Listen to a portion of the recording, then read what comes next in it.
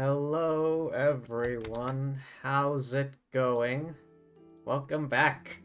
Today, we're doing Father's Story Quest. Yes, very exciting. Very The blade exciting is like a indeed. tea leaf.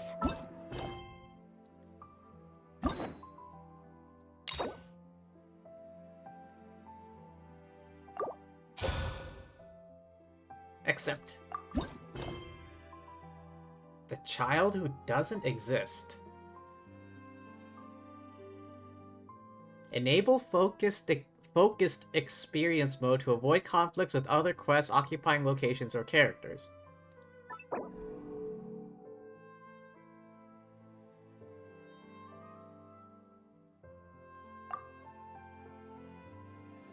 Okay.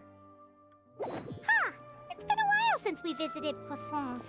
Maybe we should head over and have a look around. Poisson.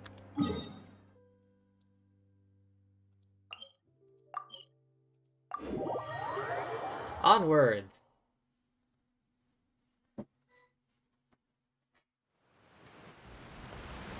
Hey, traveler, Paimon. Oh, it's Lenny. Oh, Paimon knows that voice. Over here. It's the Magic Man. It's been too long. To borrow one of the more popular turns of phrase at the moment, this appears to be quite the fated reunion. Running into you two out of the blue like this has really made my day. I certainly wasn't expecting it. You can say that again. What brings you to Poisson? Wait, Paimon's got it. You must be here for one of your magic shows, right? Well, that's the safe assumption. Actually, we've run into a bit of trouble on the home front, so Father arranged for us to stay in Poisson for the time being. Oh, are Lynette and Fremine here too? Yep, along with most of the other members of the House of the Hearth. You may have noticed Poisson seems a bit more crowded than usual. So you're saying nearly the entire organization has moved to Poisson? Sounds like you've run into way more than just a bit of trouble. What's really going on? Yeah. Moving everyone into Poisson. Well... Termites! The headquarters was hit by termites. Since the two of you are so curious, perhaps I can fill in the gaps. You scared Paimon half to death! Father, you're here. You know, on second thought, maybe we don't need to know. It's all probably super confidential House of the Heart stuff, right? We totally weren't trying to pry or anything. No need to be nervous. I could sense your genuine concern from your conversation just now. Of course, I can also understand your confusion. Sending so many Fatui here to Poisson, it's only natural that some might suspect an ulterior motive to be involved. Well, we are a little curious. I understand. I'm well aware you've had your fair share of confrontations with the Fatui in the past, and I can't exactly guarantee that we'll remain on good terms in the future. As for right now, however, I would say we have little reason to be at odds, wouldn't you agree? The House of the Hearth could stand to be more open with those who have worked so closely with us in the past. As for the issue at hand, well, it hardly relates to any ulterior motive.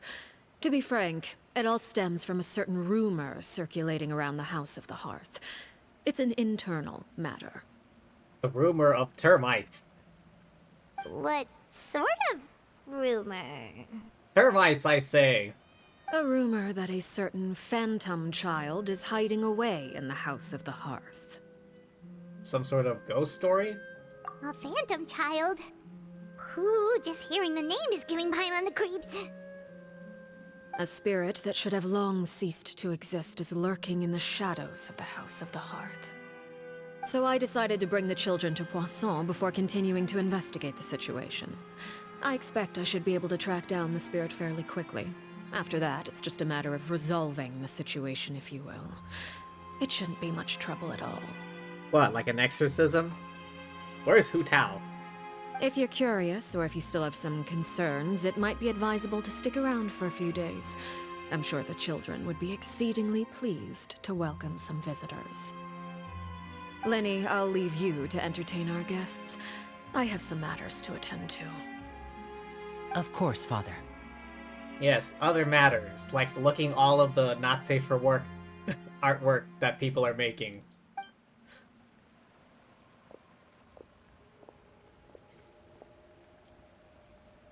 And termites. Couldn't help but feel intimidated during that conversation. She does have a very imposing presence. Stick around for a few days. It has long been a dream of mine to invite you to our home and introduce you to my other siblings. You're quite well known in the organization already. A lot of people have been talking about you, especially after everything with the prophecy. Oh yeah, that, when Fontaine flooded. If you're willing, why don't you stay a while and have a little chat with us? Alright. We don't have anything else to do right now anyway. But let's be clear, we're just gonna be there as guests, okay? Don't get any funny... Oh, wait a second. For your guests, that probably means we'll be treated to lots of yummy food, right? Lesson 1 on how to win over Paimon. Food. The end. Of course! During our stay in Poisson, we've been helping out the locals with some fishing. We bring in quite the bounty every day. In fact, today's the perfect chance for me to show you what I can do in the kitchen. Let's go. I'll take you to where we're staying. Alright, here we go.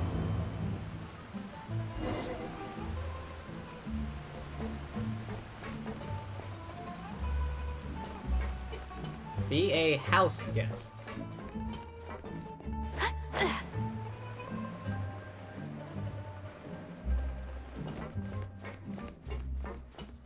Cat.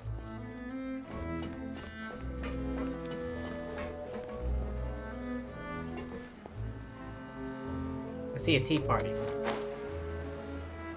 Surprise.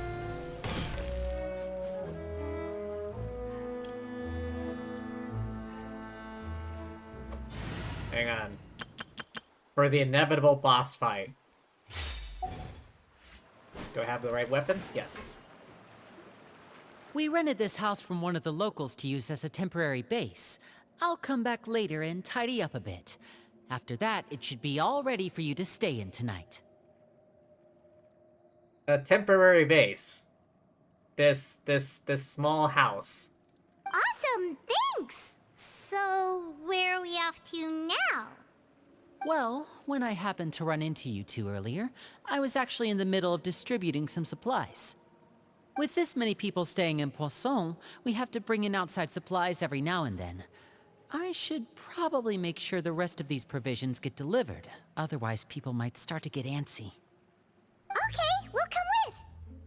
There are all sorts of rumors about your organization floating around out there. Paimon's not sure if she could even take a wild guess as to what's true and what's not.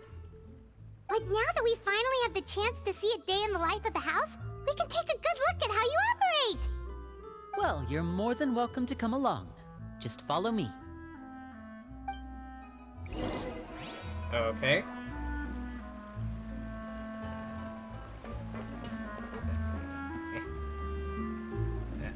There we go. My mouse was... the cord on my mouse was caught on something.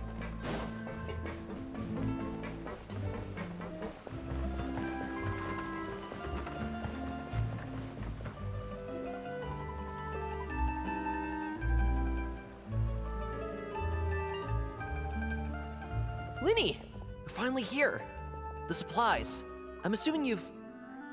Chaplot? Brought them with me? Yep, here you go. Hello? Something caught your eye? It's the Traveler and Paimon! No way! Looks like everyone's heard of us. Then again, who hasn't heard of us? Come here, everyone! Hurry! The Traveler and Paimon are here! I guess we're really One at a famous. time, please. Don't crowd around them all at once. We don't want to scare off our guests now, do we? Oh, it's alright! Gotta say, Paimon didn't realize we were this famous.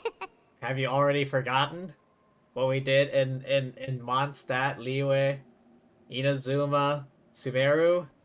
Of course! Father and Linny have told us so much about you. Father told us about how you helped Linny. According to her, you're a trustworthy friend. And as far as she's concerned, that's pretty much the highest compliment we've ever heard her give. As you can imagine, everyone's been very curious about you. I heard the Traveler is so strong that she can move a mountain with her bare hands. Ooh, what do I look like? Superman? I heard Paimon eats so much that she can clean out the entire pantry at Hotel Tabor in just 3 days! That might be possible. Wait a second! That's the rumor you heard about Paimon? Oh, not cool at all! Mine's also a bit of a stretch. Oh, wait. When guests visit, you're supposed to give them gifts and stuff, right? Oh, we don't need something like that. Besides, we don't have anything to give to you! Come on, we insist! I can give you some of my new potions. Just pick your poison. And by that, I mean medicine or actual poison. I've got both. Slightly concerning. Or maybe Shaplo can teach you guys about stealth. He's super good at it. He's never been caught. Is Arlecchino just training everyone to be, like, secret agents? Ah, now that's not a bad idea. I know you usually prefer to fight head-on, but it never hurts to expand your bag of tricks, right? When it comes to eliminating your enemies, staying quiet can go a long way. Trust me, I would know. My method of fighting is... Goddamn, alright. Hydrate.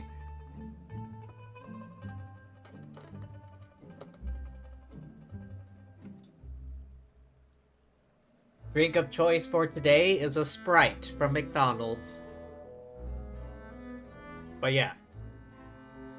My preferred fighting style is natural disaster. Either you get out of the way or you get destroyed.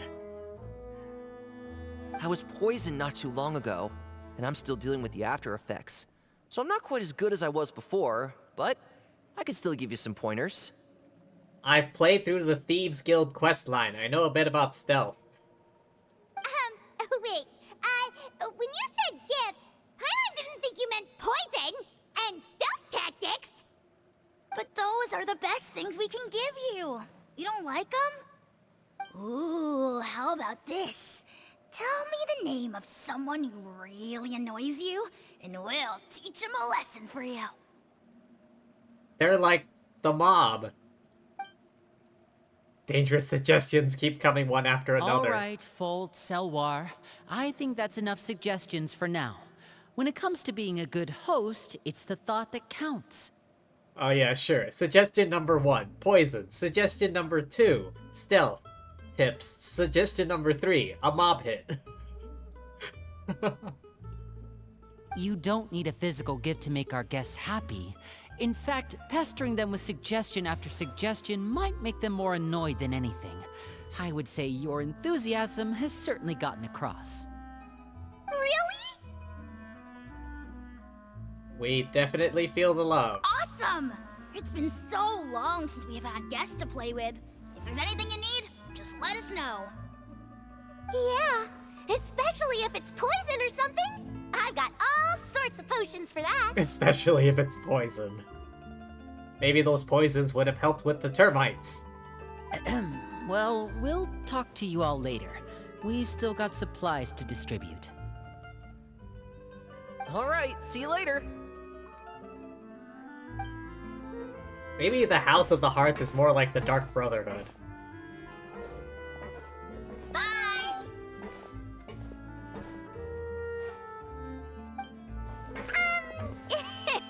Lenny, about all that poison and stealth tactics talk just now. Scared you, did it? That kind of talk comes with being part of the House of the Hearth. You mean the Dark Brotherhood? When Foltz was really young, he strangled all of his family pets, just out of curiosity. He was labeled a dangerous problem child and was abandoned by his family. Strangled all of his... What? That's...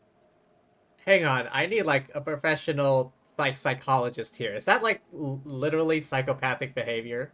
Elwar has an unnatural obsession with potions. Father has forbidden her from trying all the different concoctions she comes up with, but she still tries to test them in secret. You really have to keep an eye on that one. Again, like, can a professional psychologist, like, diagnose them with something? Chaplot is around my age.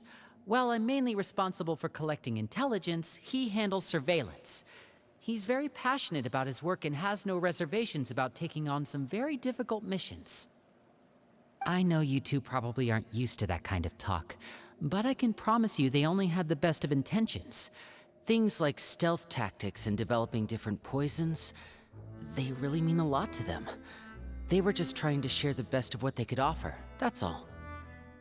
Speaking of poison, I'm pretty sure Crimson Nirnroot is pretty good at a poison. Unfortunately, the only place to find Crimson Nirnroot is Blackreach. Wait, where am I going? Oh, here? No, wait, am I going down? Is it down? I think it's down.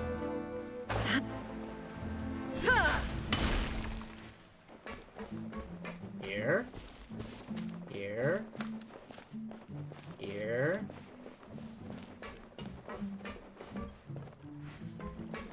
Wait, up? Is it up? Oh, it's up there. Ah, now I need to get back up there.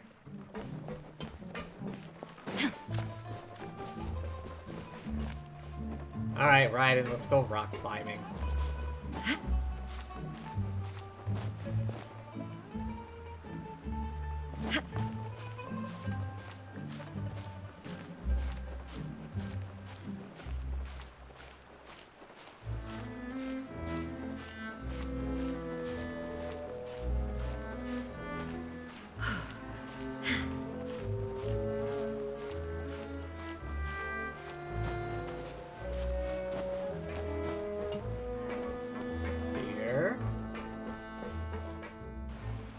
Filial, supplies are here. Thanks. And who are these two? Outsiders? Allow me to introduce you. This is the Traveler and Paimon. Oh, you're the famous duo I've been hearing so much about. It's nice to meet you. I heard you've traveled to all sorts of places. Is that true? Of course! We're making our way all across to that! Oh, good for you. You must be pretty familiar with Fontaine by now, then. Have you seen the new opera that started running recently? I think it's called... The 4,000 Thieves? 4,000 Thieves. That's a title. Oh, this is the first we've heard of it. It seems like it's going to be fantastic. From what I've been able to tell from the posters, anyway. You should definitely check it out if you have the time.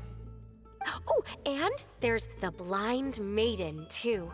That one is supposed to have audience interaction. Seems pretty interesting. Ooh, audience interaction. Popular culture. After this mission is over, I think I'll go get a manicure. Oh, maybe I should dye my hair. Wonder how much it'll cost. Is it just Paimon, or do these two seem much easier to get along with than the others? Looks like the House of the Hearth has some normal members after all. Normal, quote unquote. I heard that. Oh! Oops. I'm guessing you're referring to Foltz and the others? Yeah, we're definitely not all like them. I bet those crazies are practically foaming at the mouth right now. I'm sure they just can't wait to get back to Snezhnaya to carry out the plan. The plan? That's enough, Filial. Don't talk about family members behind their back, right? Whatever. Let's go. Guess this is goodbye then. if you ever have some time, we should go see the opera together. Hang on, how do you pronounce that? Non-tuil? Tuil? Non-tuil? Non-tuil.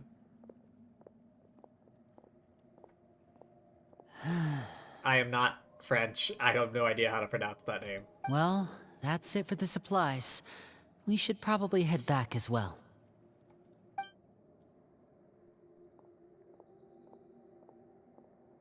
Well, they didn't seem too happy with each other. Seems like there could be something more going on here. We should observe for now. You're right. We're only here as guests after all.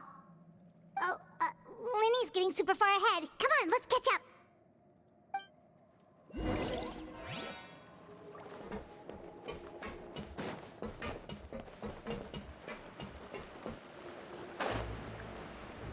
Oh, I was about to plunge.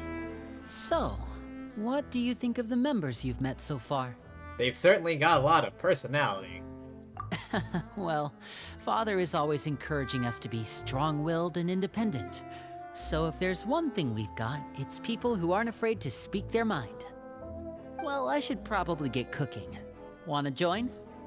Of course! Then let's head out and... Huh? Fremine? What are you doing here? When did he show up? Well, When did he get here? Hey, nice to see you again! Oh, you too. I heard you're here as guests of House of the Hearth. Welcome. We were just going to make some food. Why don't you come along? I could use some help in the kitchen, and I seem to remember you mentioning you wanted to make seafood soup for the Traveler in Paimon. Seafood soup? Oh, Paimon's drooling already. You're always drooling. You're always hungry, Paimon. Were you looking for something just now, Fremine? Maybe I can help. It's nothing. I just wanted to see if there were any extra supplies. Yeah, we've got some left over. What do you need? Some pesticide for the termites. Some food and water, and some clean cloth, if possible. No problem. Give me a second here. Food, water... Wait a minute. What do you need all of those for? You're not on any missions as far as I'm aware, and you were just going to come eat with us. So what's this all about? I thought I'd grab an extra portion because I get hungry at night. Could be because I'm growing, you know, and... Fremine, you are a terrible liar. Come on. If you're gonna lie, at least put some effort into it. Fremine, you remember what I told you? You're not like me. Your lying skills still need some work. Yeah, like... yeah, work on that. Tell me what's going on. Is it really bad enough that you have to keep it from your own brother? Adopted, but yeah. Maybe it'll be better if we gave them some space. Yeah.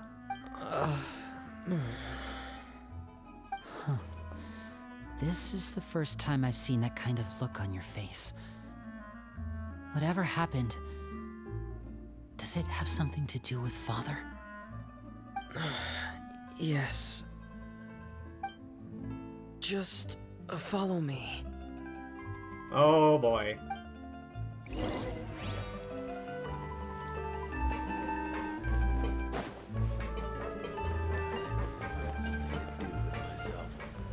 Up on the ship?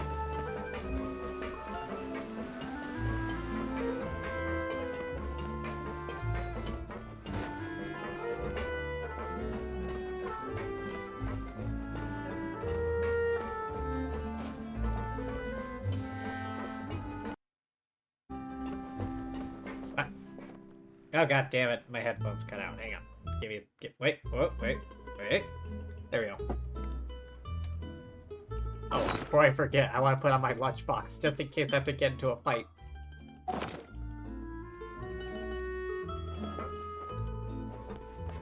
Is it back here or like down there?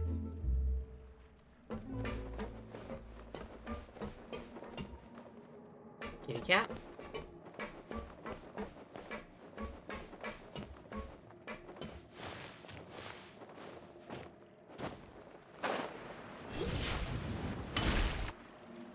You're back!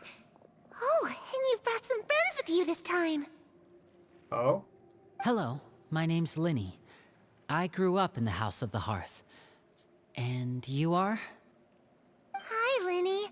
I'm also a child of the House of the Hearth, just like you. Okay. You can call me Clairvy. Clairvy? It's nice to meet you. Does that name ring any bells, Linny? No, not at all. That's not a name we have on our roster, I'm sure of it. What I'm not sure of, though, is how she managed to sneak in. Sneaky, sneaky. She must be the phantom child Father's been searching for. From the looks of it, I'm guessing you were the one that found her, Fremine. You, haven't told Father, have you? I'm guessing no. No, I haven't told anyone. I've just been keeping her hidden. This isn't exactly hidden. For how long? About half a month now. So ever since we got to Poisson, then, do you have any idea what you're doing? I know what I'm doing. Really? 'Cause from where I'm standing, it looks like you're hiding the very person Father has been trying to find. If Father finds out about this, everyone involved is going to be punished. You know the rules of the house, Fremine. I know you do. Father doesn't tolerate any form of betrayal. So why are you doing this? I've thought it through. And I just can't hand her over like that. Linny, don't you remember last year? Sheplo nearly died after getting poisoned during that one mission. He wasn't able to get back before the poison started taking effect, and not a single person was there to help him. That night, while I was sleeping, I heard a voice telling me to go save him. I opened my eyes, but I couldn't find the source of the voice. I thought maybe I was just hearing things, but I went to look for him anyway. Luckily, I got there with enough time to save his life. Damn. That feeling of being haunted, of hearing voices, it's happened many times in the House of the Hearth. I'm sure you've noticed. So what you're saying is, that was her? She was the one who spoke to you that night? Unless there are other spirits roaming around the House of the Hearth, I don't think there's any other possibility. Plot thickens. If Clairvy were our enemy, it wouldn't matter whether she was a spirit or an actual child. I would have acted without a second thought, because that's what Father ordered us to do. But she's been living with us, helping us from the shadows all this time. I think that makes her family. I couldn't just hand her over to be dealt with. Not when there's so much we still don't know. So what's your plan then? You can't keep her here forever. Someone is bound to find out eventually. I haven't thought that far yet. I don't want to disobey an order from Father, but I also don't want to put Clairvy in danger. Come with me. There are a couple things I'd like to say to you in private.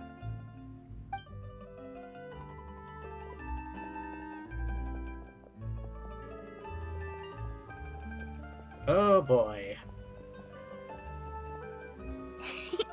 Those two sure care a lot about each other. Yeah? Well, they got a funny way of showing it. From where Paimon was floating, it sure seemed like they were about to bite each other's heads off. No way! They have a really deep bond.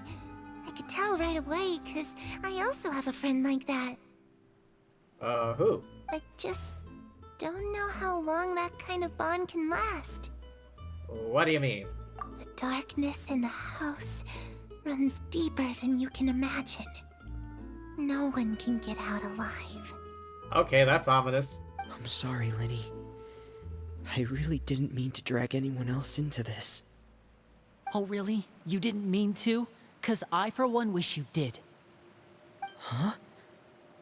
What do you mean? You know, when we were younger, you didn't call me Linny. You called me brother, Okay, just like damn it. Lynette. I got what? I got it. We grew up together, the three of us. We were all orphans, all rescued by father. Of all the siblings in the House of the Hearth, I think our bond was the closest. Later on, when you started calling me Linny, I wasn't actually surprised. After all, Lynette and I are related by blood. We've had to depend on each other to survive long before we joined the house. Linny, The darkest and most difficult moments of my life happened before you and I had ever met. I'm sure that's true for you as well. Even so, Fremine, we've stood by each other for all these years now, and to me, that means more than blood. You and Lynette are the most important people in my life. No one can replace you. So I won't let you face anything alone. Not if I can help it. Oh, looks like things are getting kinda heated between Linny and Fremine.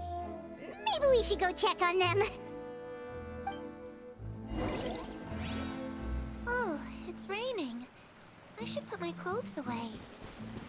Everything okay over here, you two? Hey, you two! Hope we aren't interrupting anything. Like a fight, or... Oh, wait a minute, Fremine. You're not crying, are you? Is everything alright? everything's fine. Thanks for asking. Well, we're all friends here, right? We've been through so much together, so if there's anything we can do to help, just say the word. It's just a small family dispute. It's not something our guests should trouble themselves with. In fact, it might be better if your stay ended here. But sometimes having guests around can come in handy. What are you getting at, Traveler? When guests are around, families are often on their best behavior. And any disputes are less likely to escalate. That's what you're trying to say, isn't it?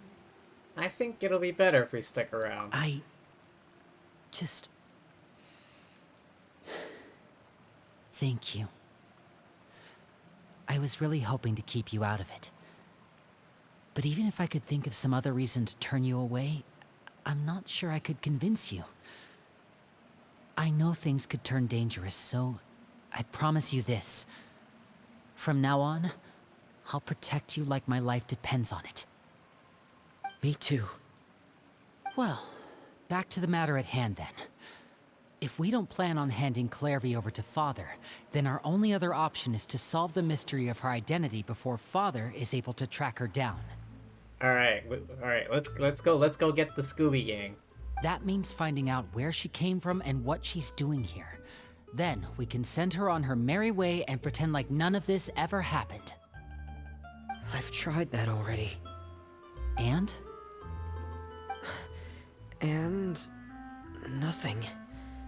I tried taking her somewhere really far away, but... after some time, she just reappeared. Like a ghost. She even came with us all the way to Poisson. It seems like wherever the house is, she follows. I don't know much about spirits. Do you two have any ideas? Fortunately for you, we have done business with the mysterious Hu Tao and ghosts. Let's see here. Paimon remembers hearing something like, if you fulfill a spirit's last wish before they died, they'll let go of whatever's keeping them here and return to the ley lines. Oh, it's just that Paimon doesn't really remember where she heard that, so it's not guaranteed to work or anything. Alright, we need to send a carrier pigeon back to Liyue. We need to get Hu Tao. Well, sounds like it's worth a shot. Guess that means we should go ask her about her wish. But first, Fremine, I need you to promise me something. What is it? I need you to promise me that this will stay between the two of us. We're the masterminds behind this whole thing. No one else gets involved. Can you do that for me? Of course. I promise. All right. Then let's seal the promise just like when we were kids. Fist bump on 3. Ready? 1, 2, 3. I swear. Where did Lynette come from?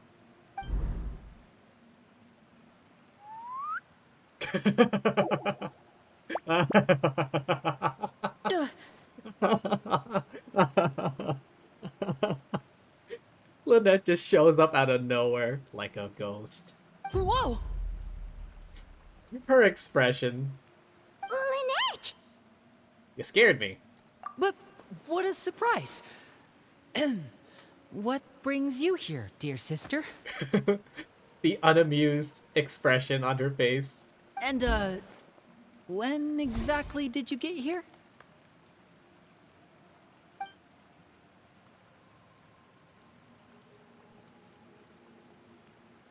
You're an idiot, brother. And you too, Fremine.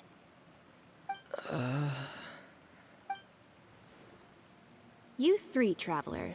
And you 4, Paimon. What did we do? Wait, what did we do? I've seen Clairvy around the House of the Hearth before. I hadn't seen her in Poisson, so I figured she must not have come with us. But it turns out, you were just hiding her. I heard you talking about your plan. Rather than steering clear of the situation, I'd rather fully join in. Well. This was unexpected. If you don't agree, I'll have no choice but to report everything back to Father. Simple as that. You're not giving us much wiggle room here, Lynette. Well, I guess we're all in this together then. After we talk to Clairvy, we'll figure out our next move. There's no time to lose. Let's go.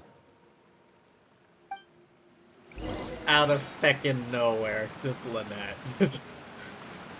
Her cat-like abilities. I'm full. Thank you for bringing me this food, you guys. That's a big lasagna. She said she's full, but the food doesn't look like it's even been touched. Well, she's a spirit. That's right. Based on what I've been able to observe, it doesn't seem like Clairvy can interact with the physical world at all.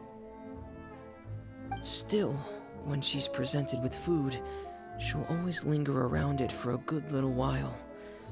Maybe, in her mind, she really is eating those things. Does she know that she has already passed away? I've tried to ask her, but she didn't answer. My guess is that she's just as confused as we are. Or maybe she couldn't understand the question at all. Hey kid, you're dead. You're a ghost now. Clairvy, if you've got some time, I'd like to ask you a few questions. Sure. Oh, another new friend. Hi, I'm Clairvy. Hello. Clairvy, how did you join the House of the Hearth?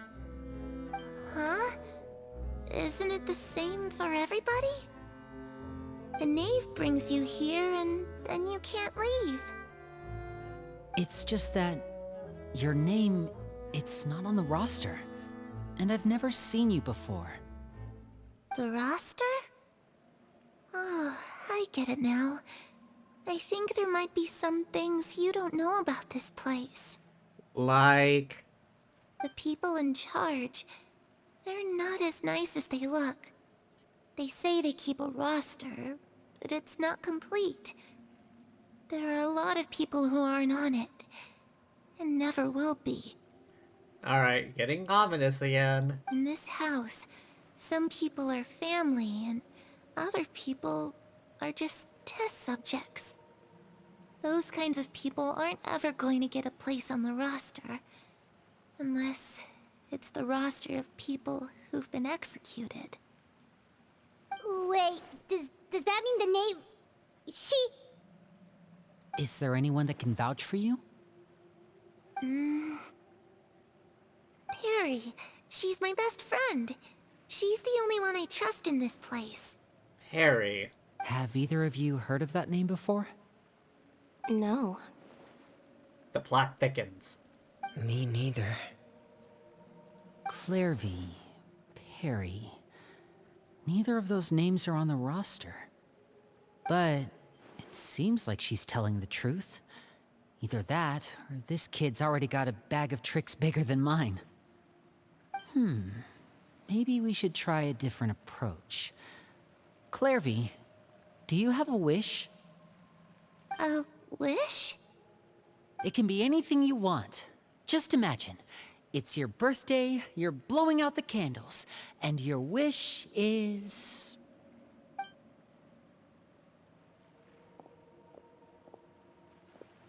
Where's she going? To go outside. Where the sun can find me.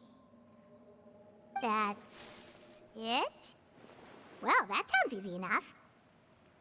The darkness in the house runs deeper than you can imagine. No one can get out alive. What did she mean by that? Things can't be this simple. Okay, time to divide and conquer.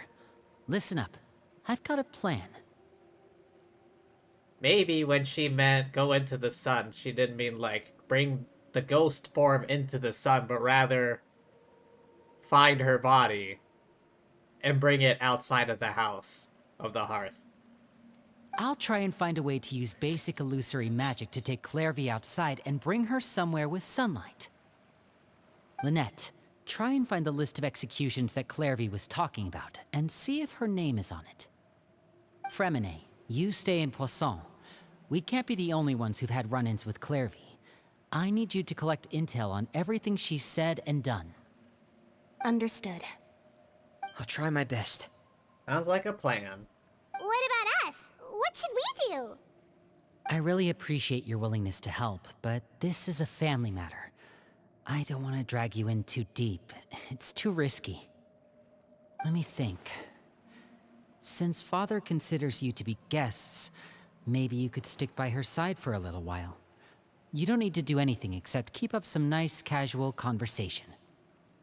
Ah, Paimon gets it. You want us to distract her. How should we contact you? I'll give you a magic bird.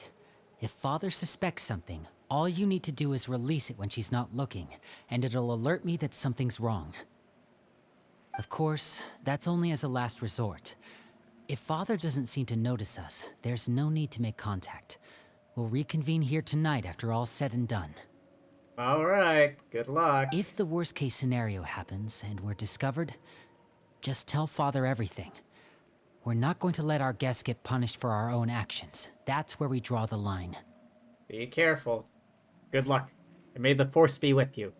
You too. Okay, this is where we part. Father should be at the beach nearby.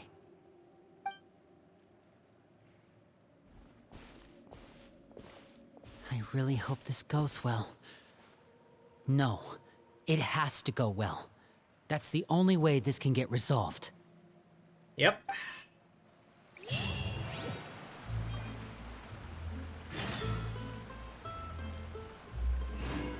Any last words?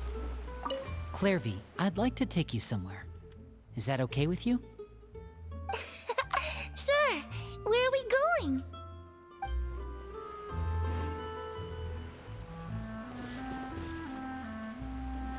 Alright, where's Catwoman?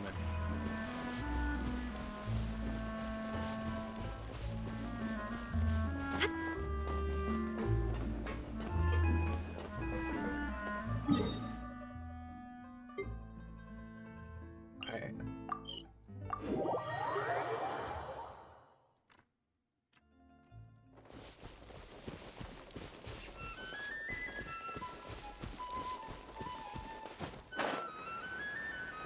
Maybe I should do the whole evil clone routine.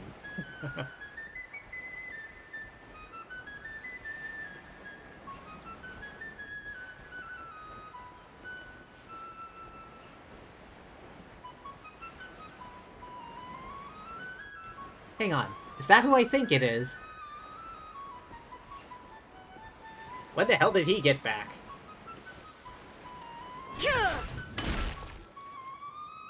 It's the knave! And... child! When did he get back? Hey, aren't you supposed to be in Snezhnaya recuperating? What are you still doing in Fontaine? Oh, it's you two. I didn't expect to run into you here. He should still be recuperating. I was unconscious for quite a while after the fight in the Primordial Sea. After I woke up, I realized I was being taken back to Snezhnaya, and well, I couldn't have that now, could I? Not when I've still got unfinished business here in Fontaine. So, I mustered up all my strength and made the journey back on my own. Ah, reckless as always. What sort of unfinished business are we talking here? It has to do with Skirk, my master. I really wanted to meet up with her, but by the time I got back, she had already left. I still have so many questions for her. Without any other leads, all I could do was ask the knave to help me track her down. She must have left behind some traces from her time in Fontaine. Oh, okay, so have you found any clues? Unfortunately, no. While the House of the Hearth is adept at collecting all manner of intelligence, certain existences can still manage to escape our purview. Basically, unless Master feels there's a need to meet with me, she's not going to be found. But that problem has an easy fix. I just need to become stronger, and then... Paimon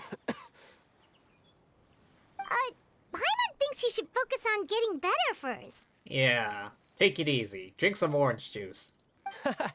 The worst of it is over. It's all thanks to that one kid from the House of the Hearth. Elwar, I think her name was. She gave me a bunch of random potions to drink. They didn't go down easy, let me tell you. Pain and chills all over.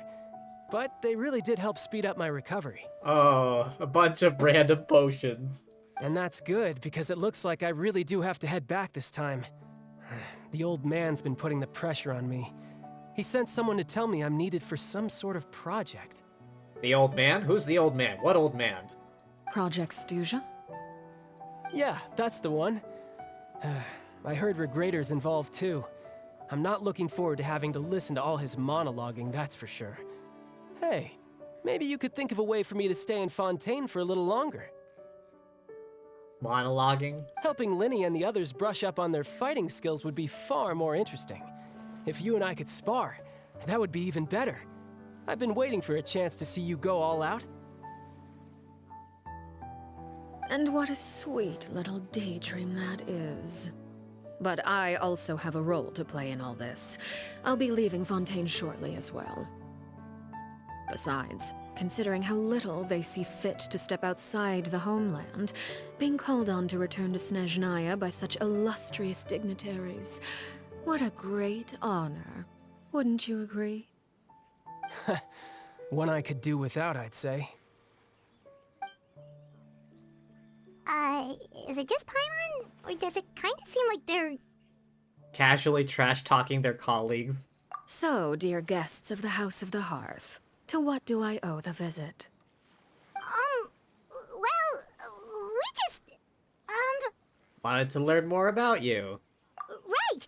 We're super close to Lyney and the others, but we still don't know much about you! Is that so? Introductions have already been made, have they not? Oh, well, you see? There's only so much you can learn about someone from a short introduction. At least tell us something a little extra, like... Why do you call yourself father? Huh, good question. I'd also like to know.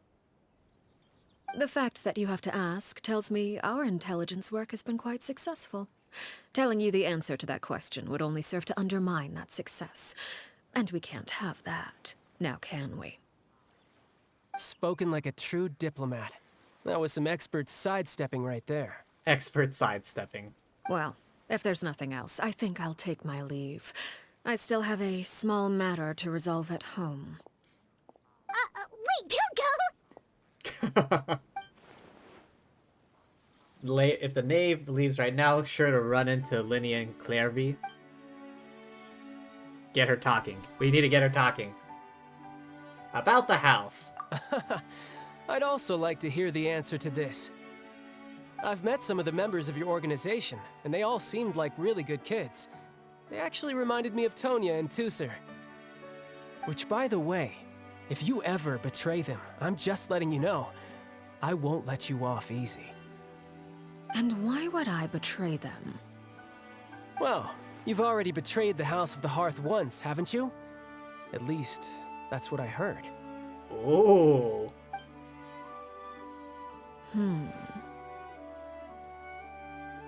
Struck a nerve? Okay, I admit. That's just what the old man told me. The rooster, I mean.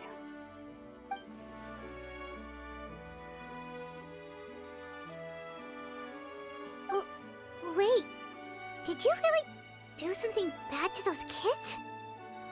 Never mind what I've done. I'm more curious as to what the mighty rooster had to say. Care to enlighten me? Well, nothing much. Just some stuff about you taking out many other members of the House of the Hearth, and even going so far to attack your own family. I see. How does the Tsaritsa maintain control over these maniacs? Oh, based on your reaction, I'm guessing it's all a bunch of lies. Hardly. I don't appreciate his particular turns of phrase, but I suppose he didn't say anything untrue. Okay. Although, it would be more accurate to say that there is a certain level of prejudice involved, but I don't intend to clear that up just yet. Prejudice has a funny way of concealing the real truth behind certain things, an attribute that I find to be quite advantageous. Call yourself a Fontainian, for example, and people will assume all sorts of things, when the real truth is that this is simply the land where I was raised. I was wondering something about that. Because I think in the story she mentioned that, like, she was raised, like, she lived here. I thought she was, like, a natural-born Fontainian. And then when I finally got her... Oh, hang on. When I finally got her, I was, like, swimming, and I tried to go for a dolphin jump, but it didn't work. I'm like, wait a minute. Didn't she say she was from Fontaine? But no. She was only, like, raised here. She wasn't she's not, like, a natural-born Fontainian like Navia. Also, I can see that hydrate. Hang on. Huh? You're not actually from Fontaine? But then, why did you try to help out with the prophecy and everything? I was trying to protect the children born in Fontaine. Claiming that I myself was a Fontainian simply made it easier to operate. People would hardly suspect a fellow Fontainian of having any ulterior motives. Who wouldn't want to save their homeland after all? Damn. The primordial sea wouldn't have any effect on me, but it would have caused great harm to the House of the Hearth. Well, you wanted extra information, didn't you? There you go. I hope that satisfied your curiosity. It seems she's not one for idle conversation.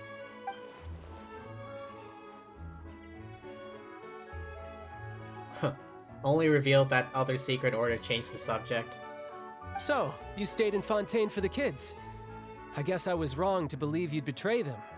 Apologies. Looks like I was holding on to some prejudices myself. Good.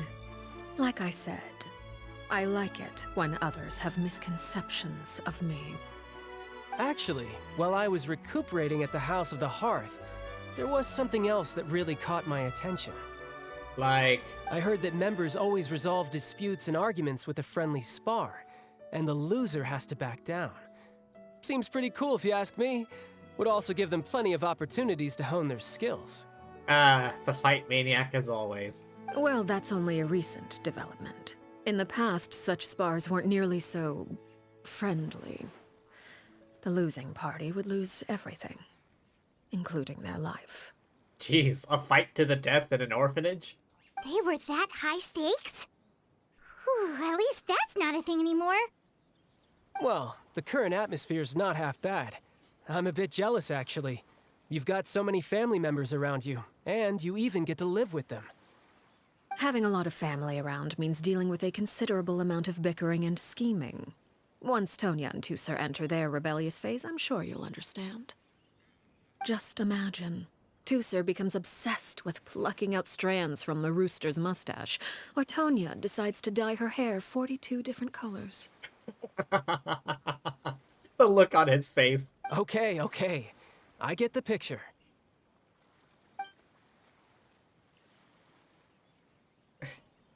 Sharing stories about his siblings.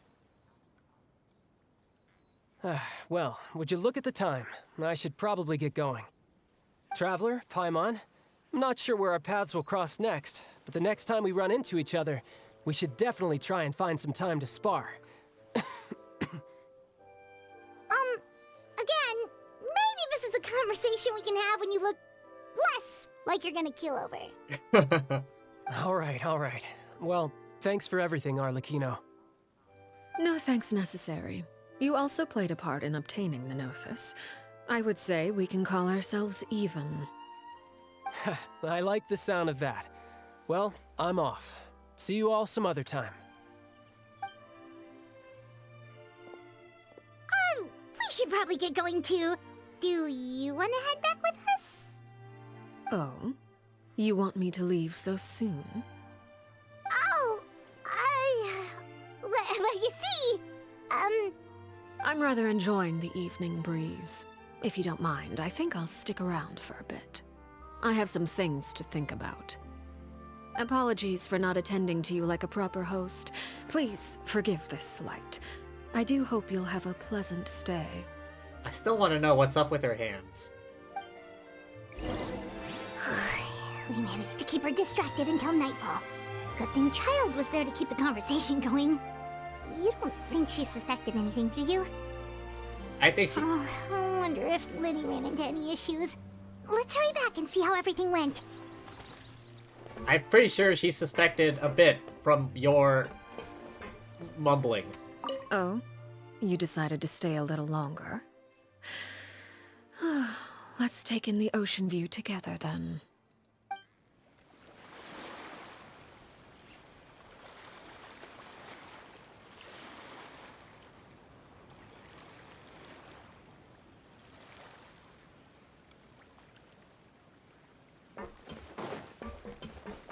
Alright, that's enough ocean viewing.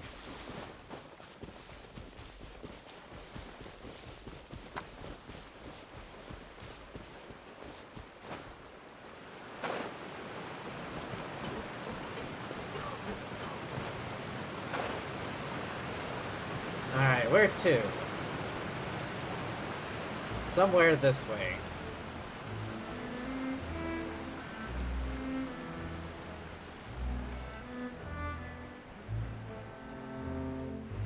Over here. Past these cats.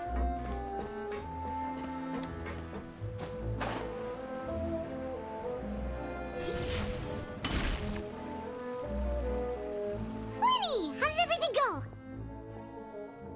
Well, long story short, we ran into a small issue. Clairvy can't go into the sunlight. What do you mean? Everything was fine at first. She followed me up to the surface just like I told her.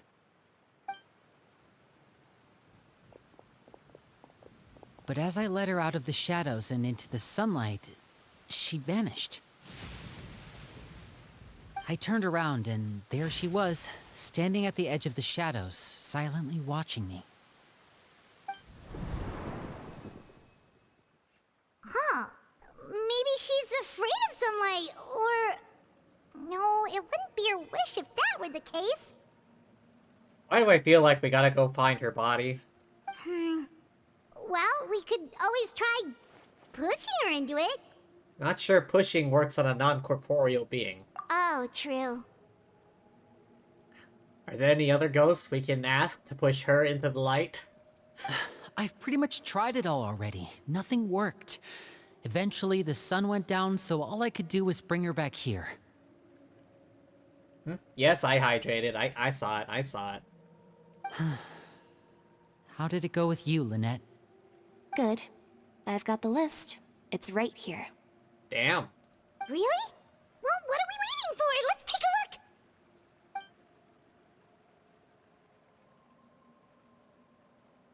Oh, that's a lot of pages. Oh, it's gonna take forever to get through it all. We can each take a section. Here. Oh boy. La Pouillade, L'Endroit, Chambel, Horaire.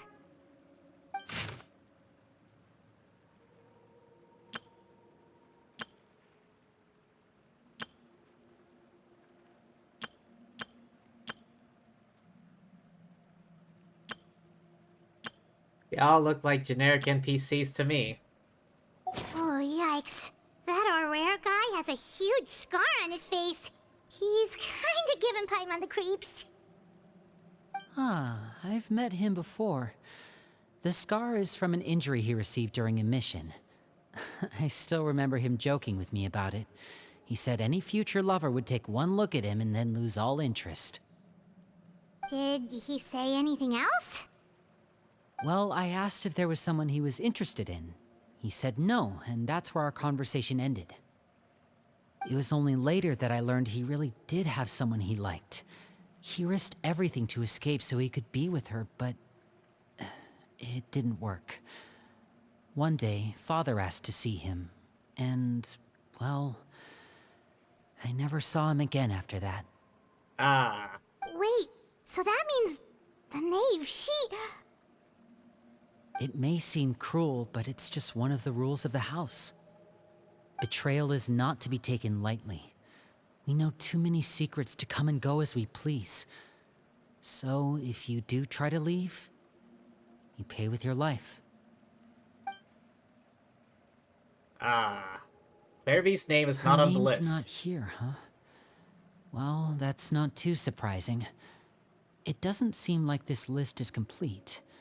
It only contains records dating back around 5 years. Let's shift our attention then. Fremine, were you able to find anything out? Remine? Fremine. Sorry. I was thinking about something. I managed to talk to quite a few people, but I couldn't help but notice that the atmosphere in the house was a little... strange. Strange? How so? Strange. Yeah, I mean, I know there have been arguments in the past, times when people haven't gotten along.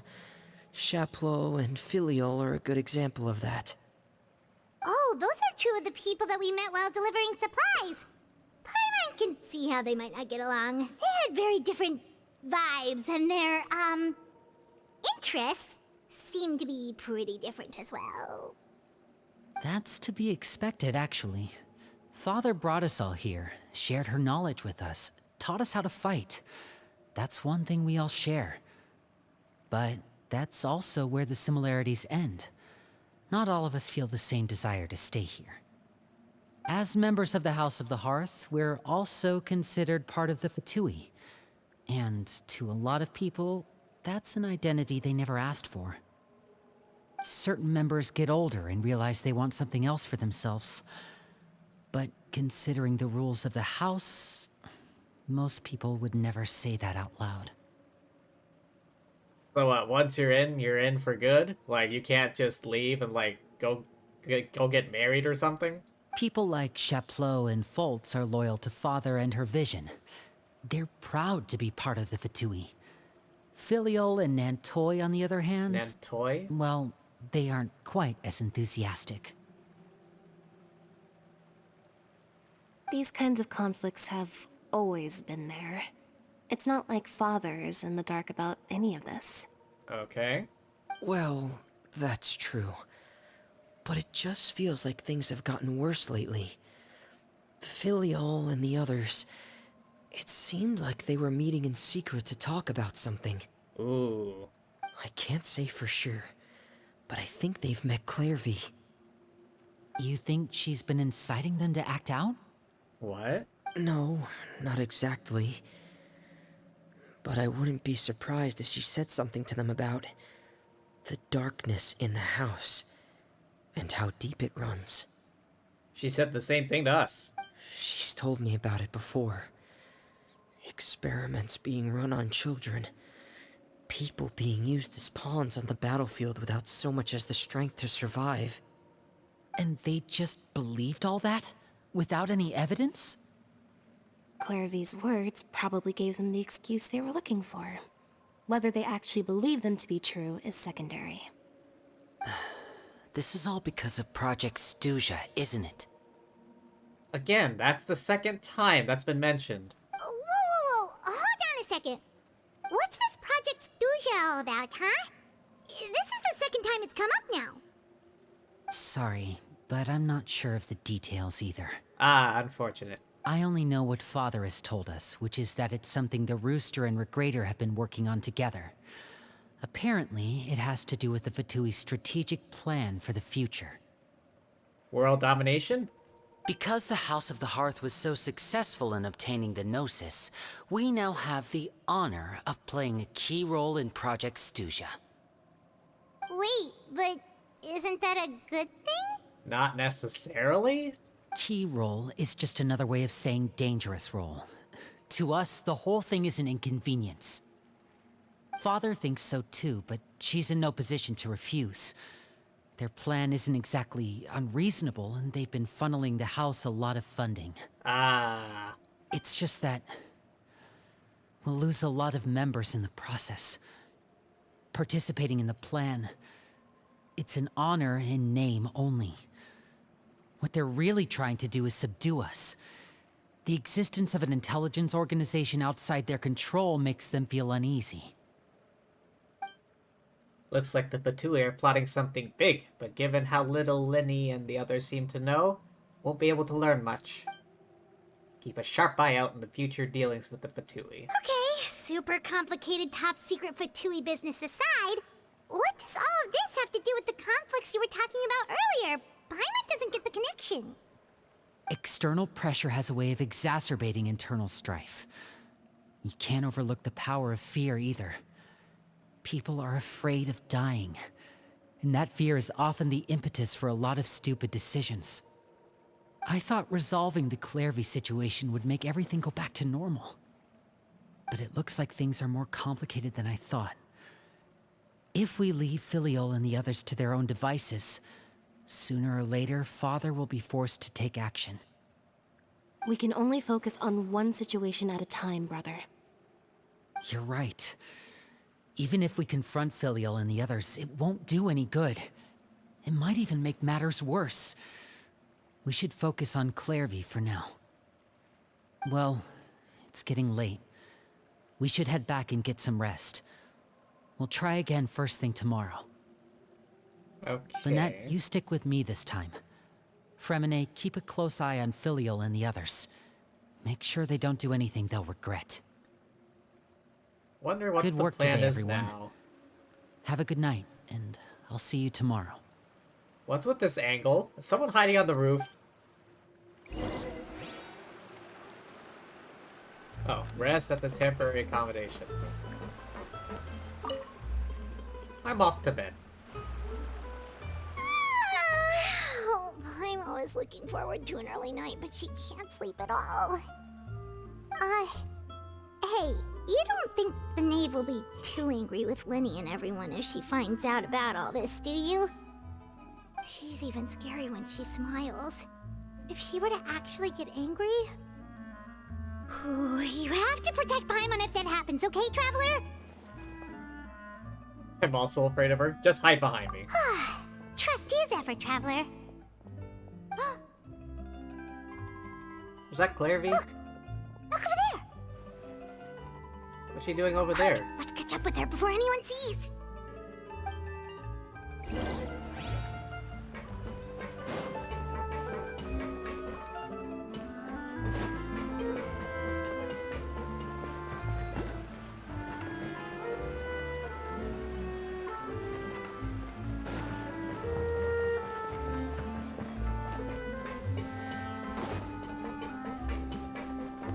Over there! Good thing I didn't jump down.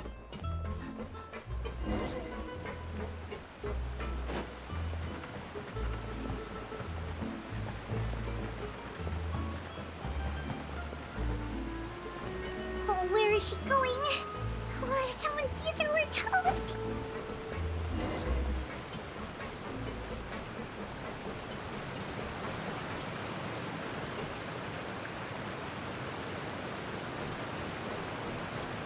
Okay. Come on, stamina.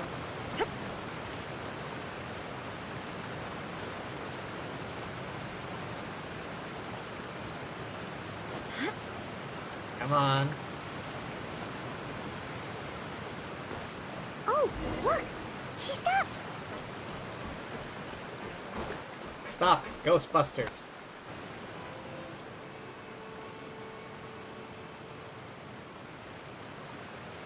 Clairvy! Shh. I opened the window while no one was looking. Look how pretty the outside is. Window? If only I could have more than this. You probably think I'm being silly, huh? All this hopeless resisting. It's better to dream of what I could have than try to make it a reality, right? Please, help us get on the same page here, Clairvy.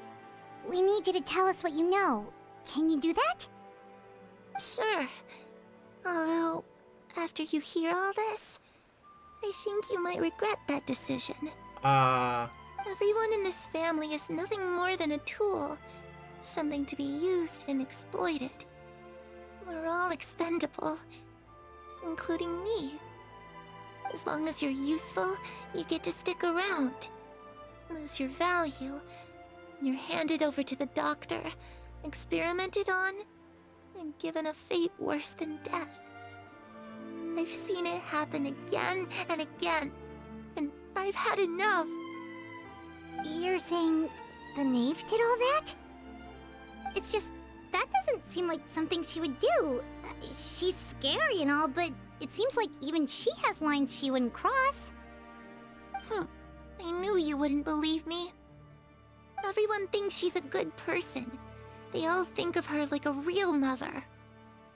Mother? Mother? But she doesn't deserve that title. She's disgraced it and tarnished it. And if I had things my way, I'd never see her again. If only Perry were here, she'd understand. Perry. There's that name again. Also, Paimon's getting a strange feeling. They're not talking about the same person. It almost feels like she's not really here with us.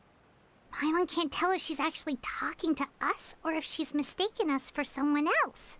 Yeah, I think this mother Clairvy is talking about is not Arlecchino. Well, in any case, it seems like she really needs someone to talk to. We should keep her company for a little longer. She looks so young, but it seems like she's been through a lot. It's getting windy.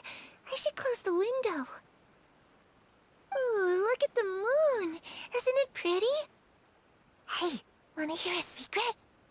I heard that if you look up at the night sky in Snezhnaya, you can see the aurora. It's supposed to be super pretty. Even prettier than the moon tonight. I'd love to see it. Perry and I promised each other that once we're older, we're gonna go see it together. But I can't find her. I'm worried she's also been... No, that wouldn't happen to her. She's special. Mother likes her a lot. Mother. I should really go talk to Mother, but we just fought. She doesn't want to see me, and I'm too scared to face her. What should I do?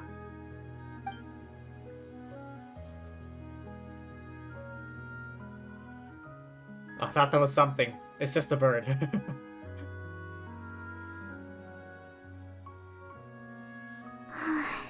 Paimon really doesn't understand what's going on with her.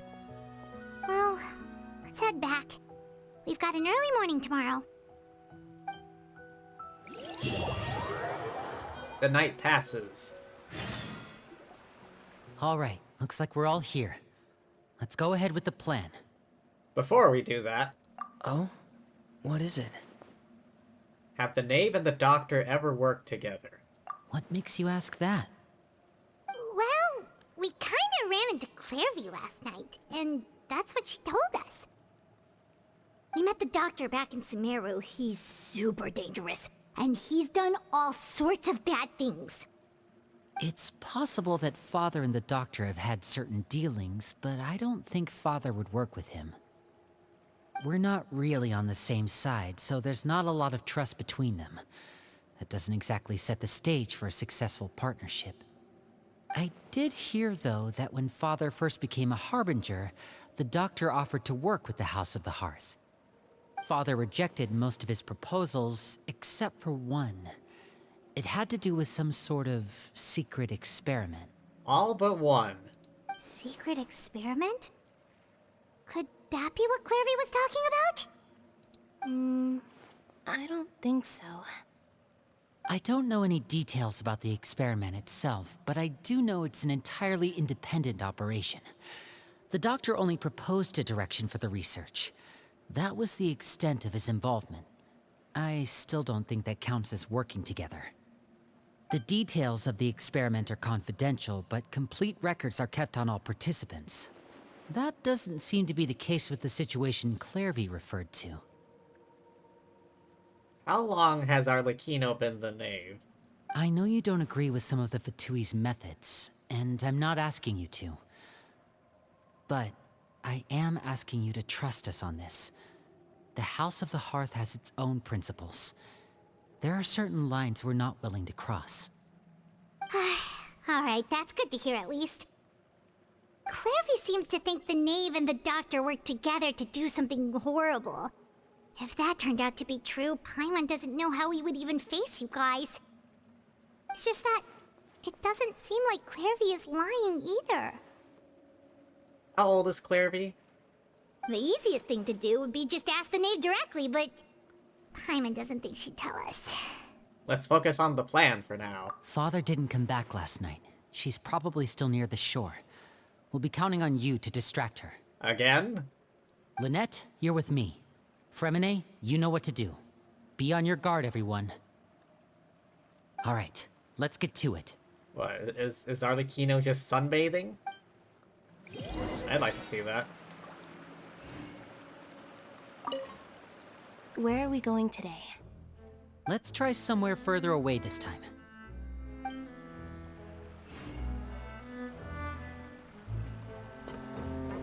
Go to the seaside.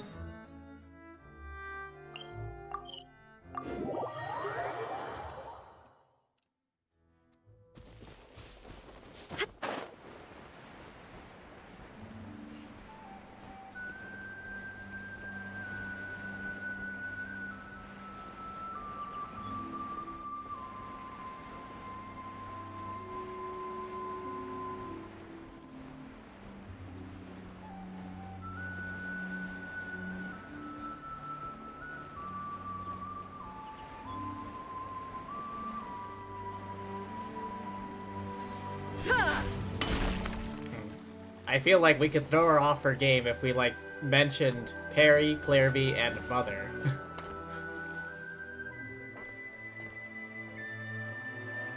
Ah, it's you two again. I must say, you look a bit pale. Did you have trouble sleeping last night? A little. Perhaps if you had less on your mind, you'd be able to absolve yourself of such troubles. So what are you planning to do now? Catch up on some sleep? Or should I give you some time to rack your brain for a topic to discuss before I ask any questions? Although I must profess to being curious. Without Child here, how do you plan on distracting me? Oh, the jig is up. The jig is up. Us? Distract you? A good one. But no, we were just here for a chat. You're not helping things, Paimon. Looks like you could have used some extra time to think. No matter. If you don't have any other plans, why don't you accompany me somewhere? Don't worry. I'll be sure to steer clear of any scheming children. Oh, the jig is up. The jig is up. The ocean breeze is sure nice today. So, you know everything then. Children always think they can hide things from the grown-ups. But nothing gets past me. Least of all a little scheming. I think I'll let them have at it for a little longer. I can be very patient. Well, I'll leave you to think things over. If you're so inclined, meet me outside the Palais Mermonia. What, does she have business with Novelette? Novier? As it's apparently properly pronounced? Good things come to children who do as they're told. So I do hope you decide to tag along. If only for your friends' sakes. Ooh, subtle threats. What should we do? She clearly knows about everything we've been doing, and Paimon doesn't think it'd be a stretch to say she was threatening us just now. We should release the pigeon.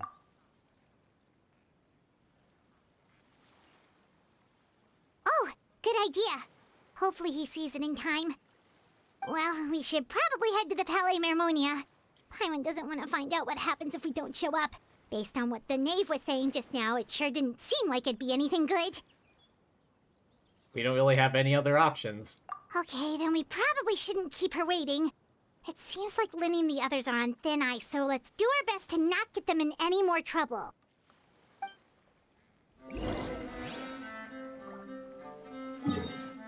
Alright. To the Palais.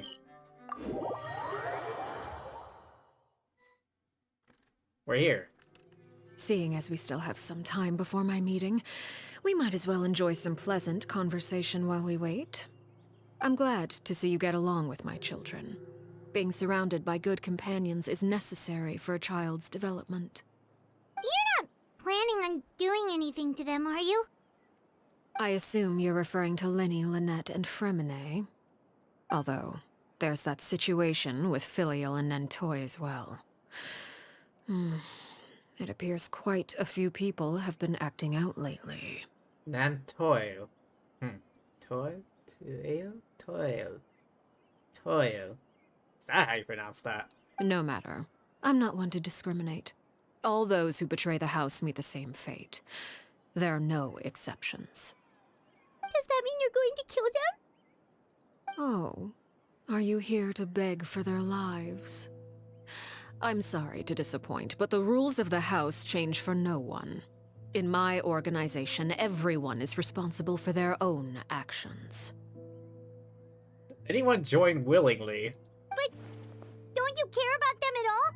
They really respect you. They even call you father. You must feel something for them. Any organization in which feelings come before principles is one destined for ruin.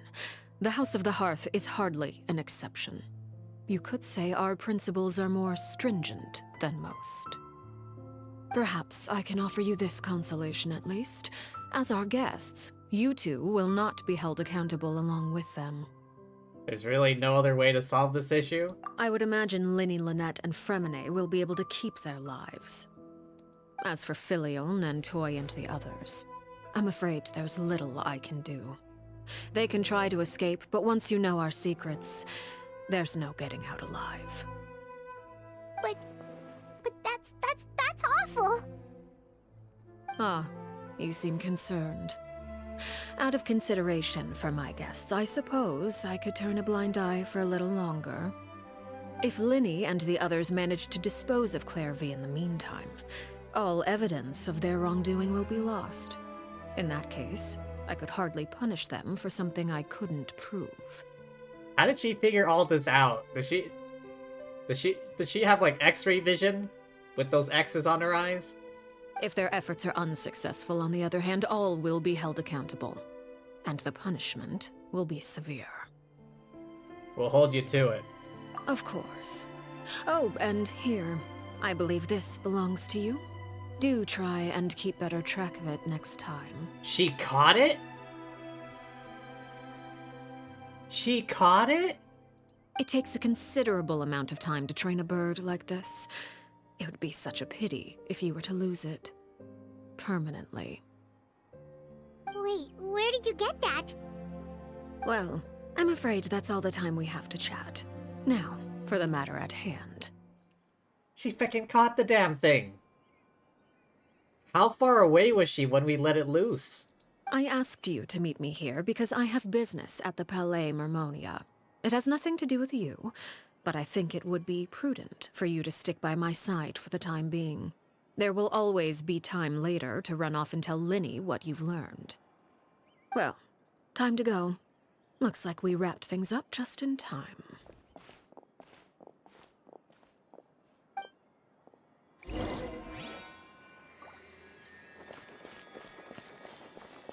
I'm getting less and less reservations about having to fight her later.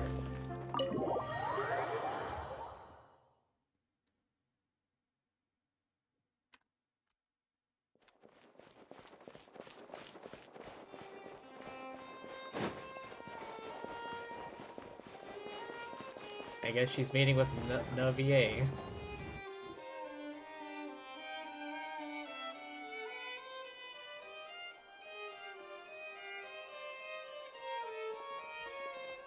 It's been a while, Monsieur Neuvillette. I must say, I wasn't expecting my meeting request to be approved quite so quickly. The Palais Mermonia operates with an efficiency worthy of admiration. I don't know about that. It is only right that an esteemed diplomat such as yourself should be afforded the proper level of respect. Although, if I may speak plainly, I must confess that I did not anticipate we would have the occasion to meet again after presenting you with the Gnosis. I see you brought the Traveler and Paimon with you as well. If I may inquire as to the purpose of your visit.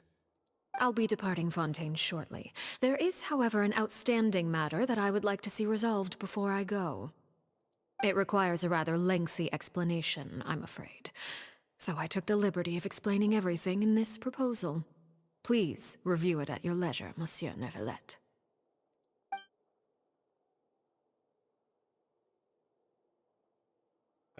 Proposal?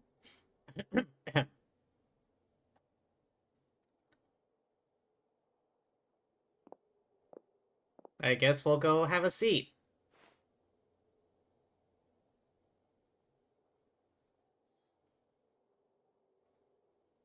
Tea, anyone?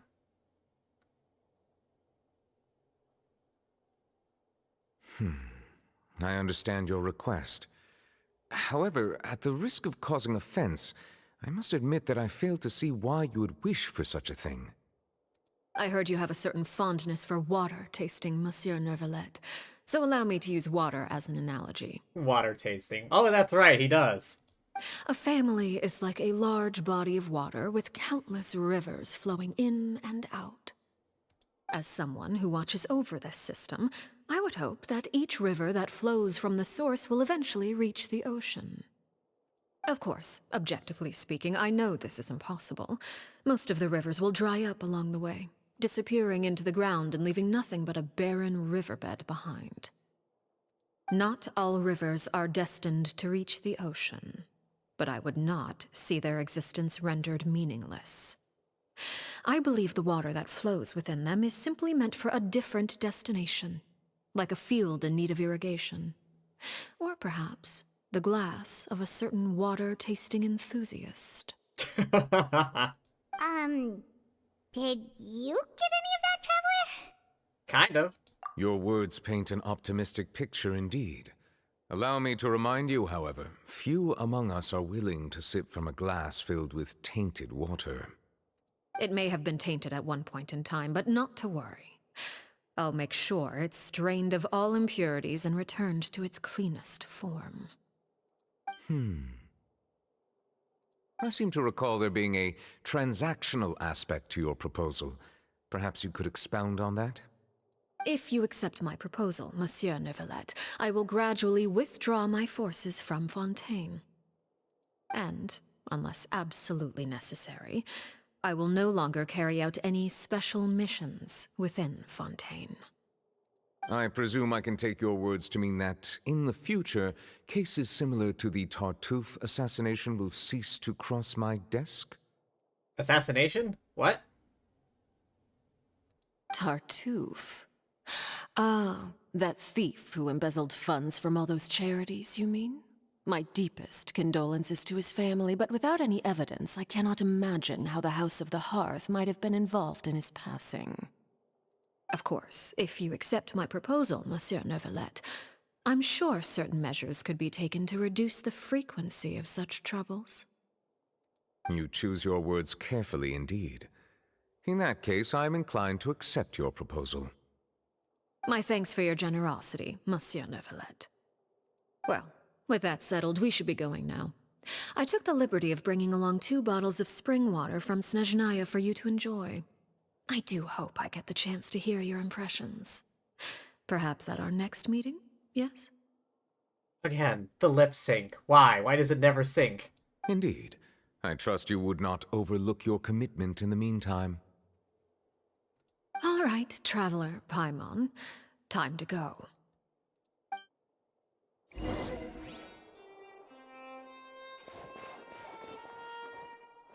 Any last words, Neuvillette?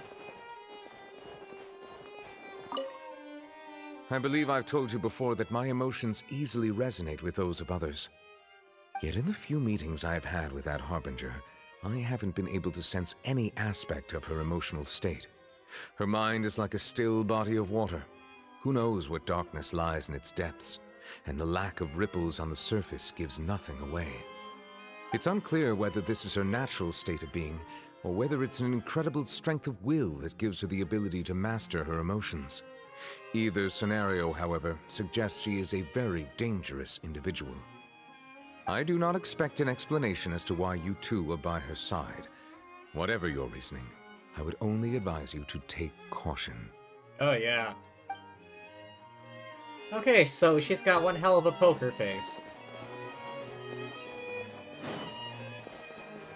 And not just a poker face, like everything. Poker existence.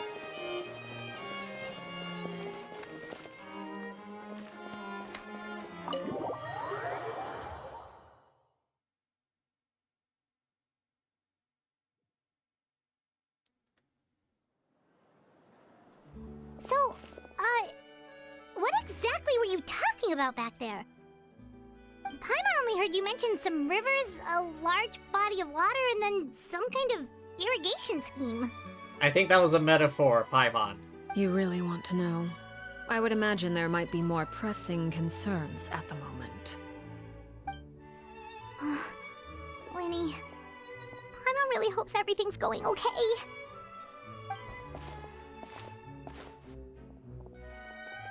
Oh, Paimon recognizes that look. You've got your tiki cap on, don't you, Traveler?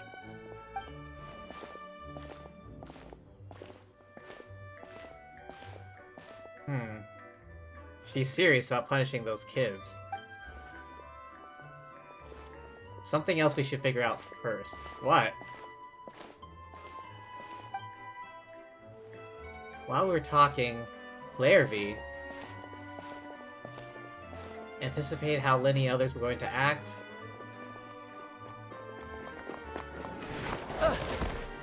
Wait. Oh, shoot. Are you alright? Oh, jeez. I'm so sorry. I was so focused on selling these papers, I wasn't looking where I was going. I also wasn't paying attention. Also, that scar on his face, I swear to God, he was like on that list of people. Well, let me make it up to you at least. Here, take this paper. On the house. It's the scar. It's the scar. You don't have to give us anything. Please, I want to. It's not like I'm short on supply. All the extras will be useless come tomorrow anyway. It's my fault, really. I was just trying to bring home some extra mora for the family, but I bit off more than I can chew. I haven't had many takers today, so I'm still swimming in papers. What's going on here? Nothing much. I just ran into your friend here on accident. I should probably get going, actually, so... Hold on.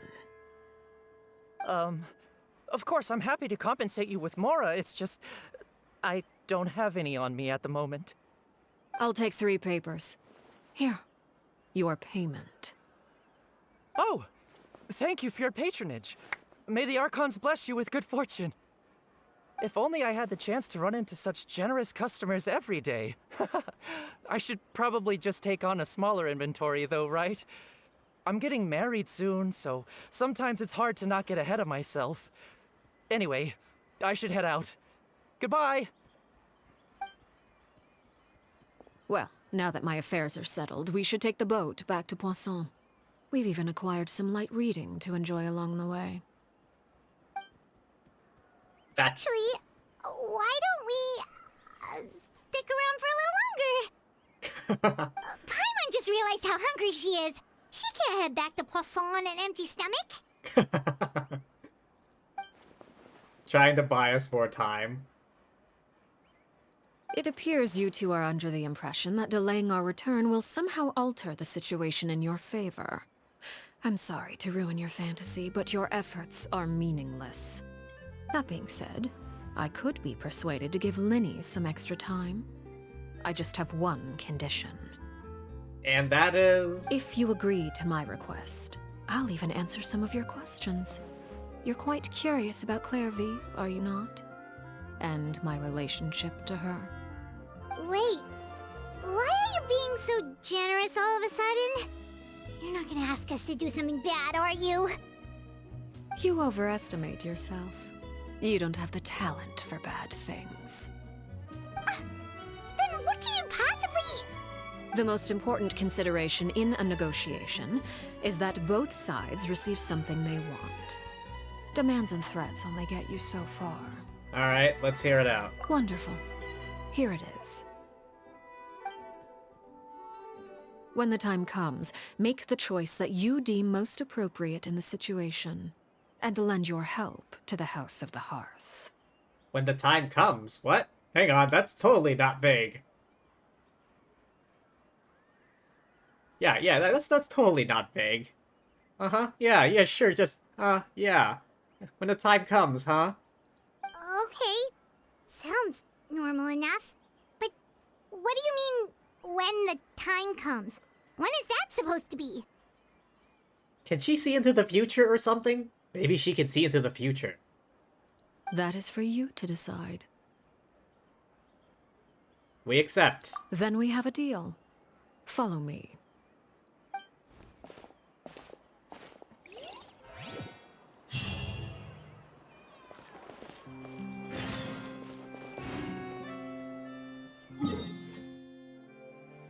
Oh, this place.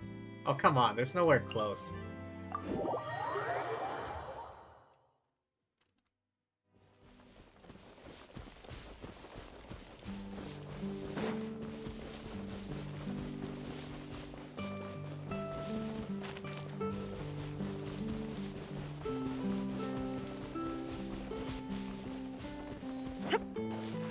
Ah.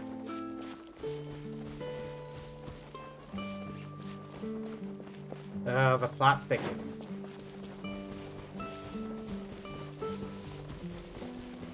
Run, Raiden, run!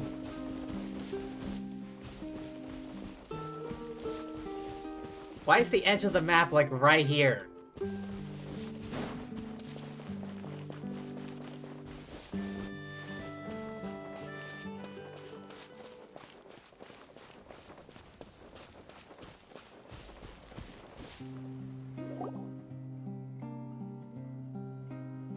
What is this place? Somewhere long forgotten by everyone. It used to be a grand building. Now it's nothing more than a pile of rubble. No one comes here anymore, nor does anyone care about what once happened here. Although, this place does have something to do with the story I'm about to tell you. It was before I became a Harbinger, and before Lyney and the others joined the House of the Hearth. Due to certain events, I first killed Clairvy and then her mother. And this is where it all happened. Oh, she killed Clairvy? And her mother, like, her birth mother, or like, the quote-unquote mother?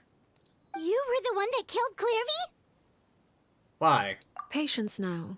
Allow me to explain Clairvy's side of the story first. I'll start from the beginning.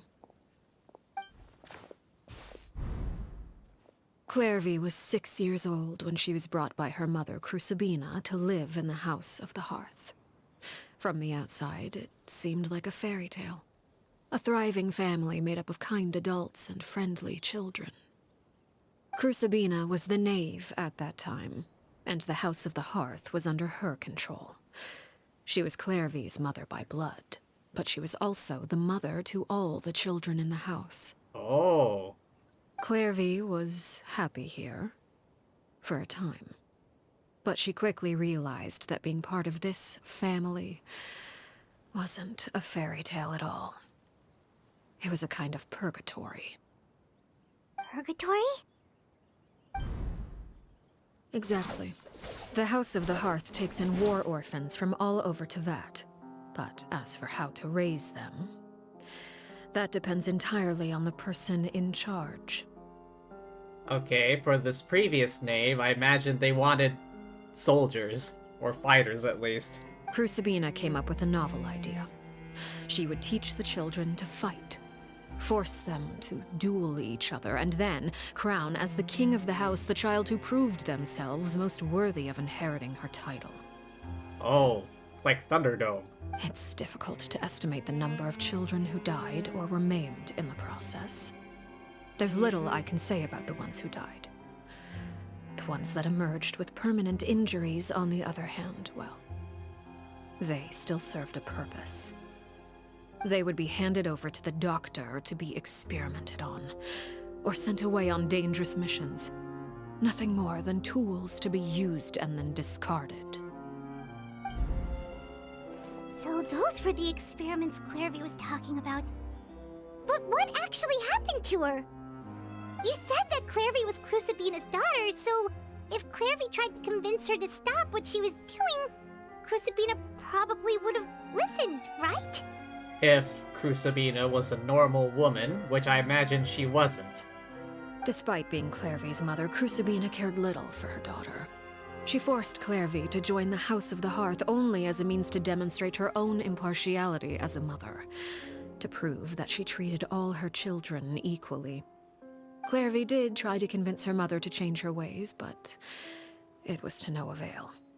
After her efforts failed, the only other option was to rise up and try to fight back. Unfortunately, the other children had already been thoroughly indoctrinated into the illusion of happiness Crucibina had created. Of course, there was one exception. Someone Clairvy's age who knew the truth about the House of the Hearth. Her name was Peruere. Peruere. Perry? Wait, the friend that Clairvy mentioned? Friend, huh? I suppose we can call her that for now. Clairvy was a cheerful and passionate person with a tenacious spirit. Peruere, on the other hand, was rather cold-blooded. She's Perry. Peruere. Wait, she had those eyes even as a kid? Her cold-blooded nature allowed her to see through Crucibina's facade. Yet, it was also this cold-bloodedness that prevented her from acting against it. At least at first. While Clairvy longed for freedom, Peruere was convinced that, amid all the fighting and violence, she would make it until the end. Despite their differences, the two became fast friends, united by their knowledge of the truth. Clairvy told Peruere that she hoped to create a real family, where no one would be killed or sacrificed. There may have been a certain naivete to her ideas, but Clairvy proved her determination many times over. She tried countless times to run away, ask for help, or expose the truth. But her efforts only earned her beating after beating. The only thing that kept her going was her strength of will. Even with her body racked with pain, she would still stand on her tiptoes and open the window at night. She and Peruere would look out at the moon together, a fierce longing for freedom shining in her eyes. But one day that light simply vanished. Oh no. What happened? Oh man, the suspense is killing me. Her hopelessness resulted from a culmination of things. 10 years had passed. 10 years worth of failure after failure. She and Peruere weren't children anymore, but finding any chance to escape still seemed as hopeless as ever. It was during this time that Peruere suggested a new plan. If escaping was out of the question, why not take down the very person sitting on top of this throne of lies? Mother herself. Clairvy rejected that proposal. She claimed that, as a famous harbinger, Crucibina possessed an unimaginable amount of power. Trying to kill her would have an incredibly low chance of success. Not unfounded? Clairvy never gave another reason, but Peruere could see it written all over her face. Clairvy still thought of Crucibina as her mother. Killing her own flesh and blood was a line she couldn't bring herself to cross. If she couldn't escape and fight back, then only one option remained. Death. Precisely. Death was the only way that she felt she could be free. It happened during a duel. When she arrived at the dueling ring that day, her partner turned out to be none other than Peruere. The very person that had stood by her side all those years. It was a fierce battle. But ultimately, Clairvy decided to let Peruere end her life.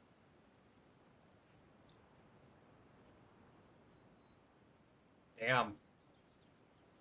That must have been rough. From that moment on, Peruere's journey was one written in flames. When the rain finally came and washed it all away, there she stood, the sole victor in Mother's endless game of slaughter. A trail of corpses strewn across her path to success. It was the very result she had predicted 10 years prior. Even then, she believed she would make it until the end.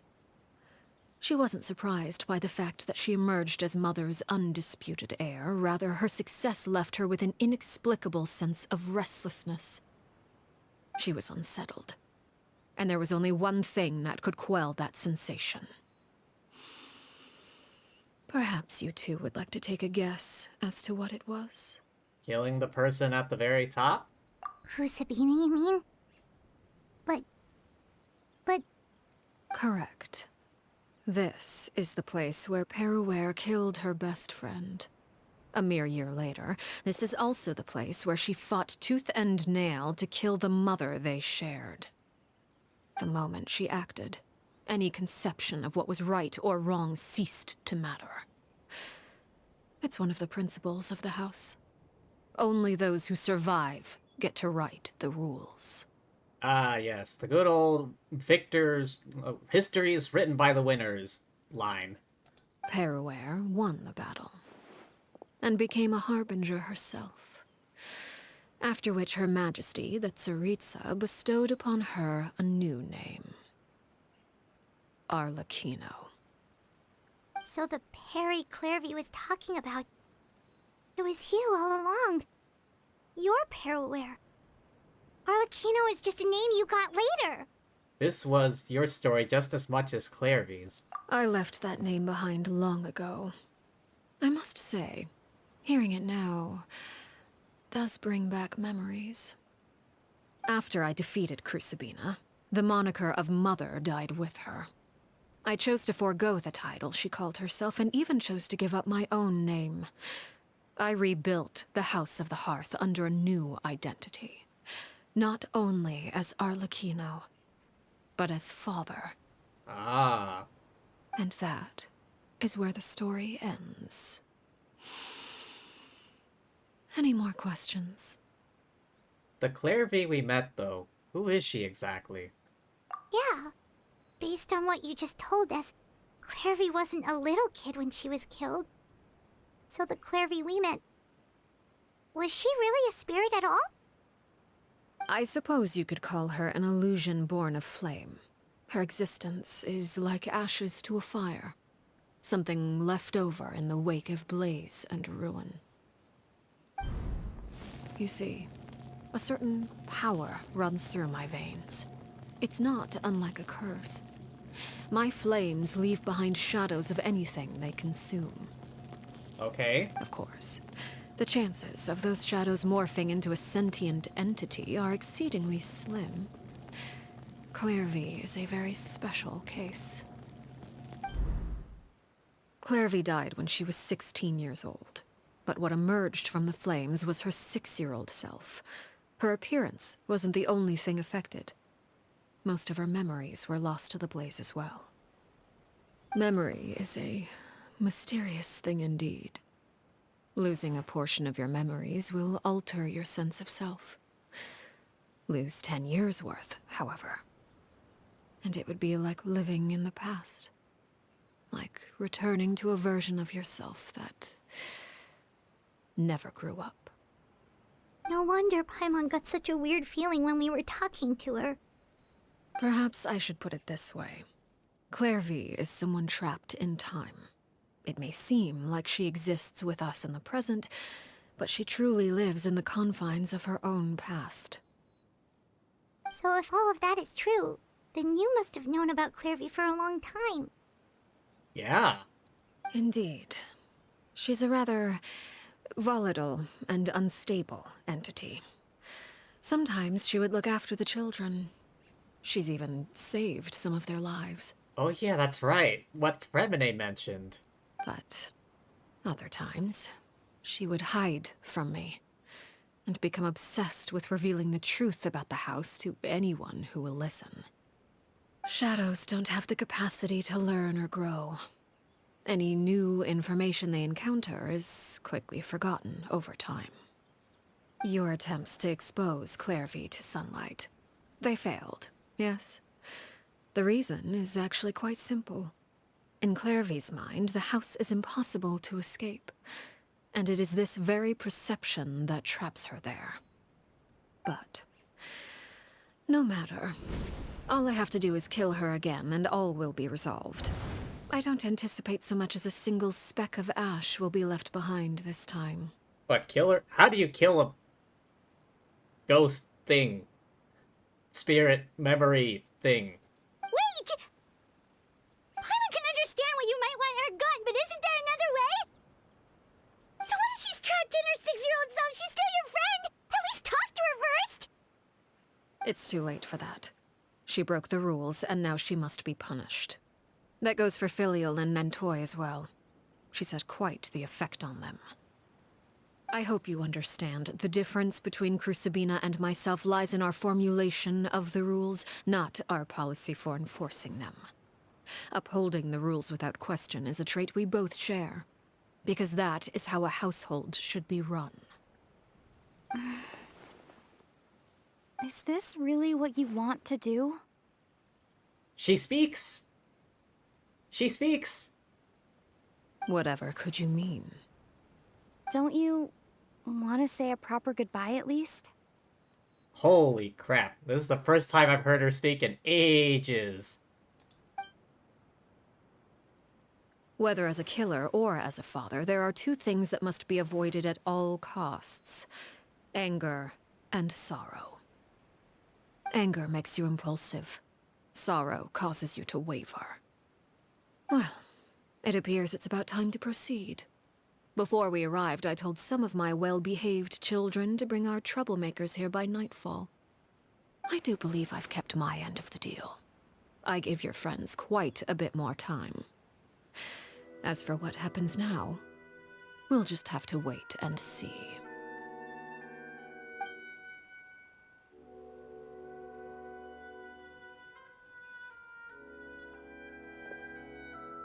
Here they are, Father.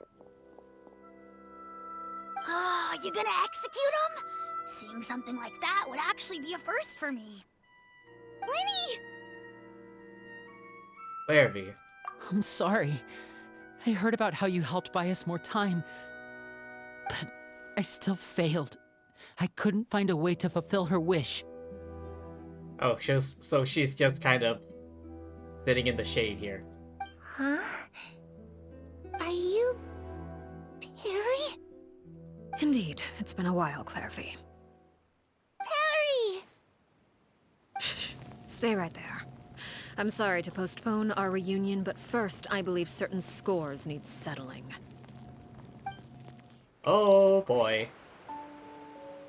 Okay, where is this going? Father, let me explain. Out of my way. Father! You chose to conceal a threat to the house. And for that, you must be punished. Overall, however, I suppose your wrongdoing is hardly the most egregious of the bunch, so I'll deal with your punishments later. As for right now, the more pressing concerns are the traitors among us. By traitors? Do you mean us? Father, let me explain. We didn't mean to...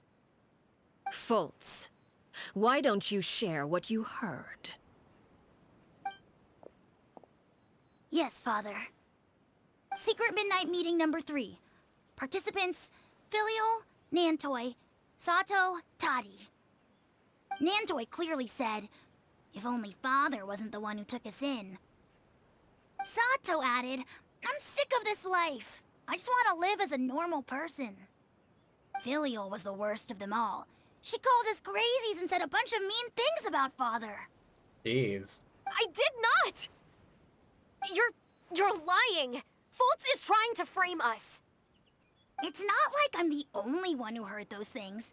After that, you and Toddy and a bunch of other people started talking about Clairvy. You were using all those things Clairvy brought up as an excuse to question Father. What sort of, like, fascist dictatorship is she running here? We're birds locked in a cage. The only way out is to destroy it. That's what you said, wasn't it? Trading her adopted children to rat on one another? You little. You just want me gone, don't you? What did I ever do to you, huh? And you, Sheplo, have you forgotten who stood by your sickbed, watched over you, and changed your dressings? Come on, let's hear it then. What's your reason for all this?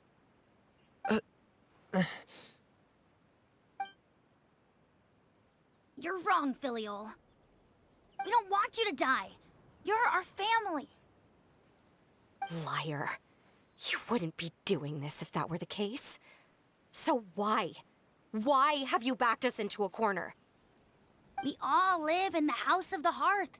You know the type of work we do, Filial. A single betrayal can cost dozens of us our lives. It's not like it's never happened before. That kind of thing is hard to forget.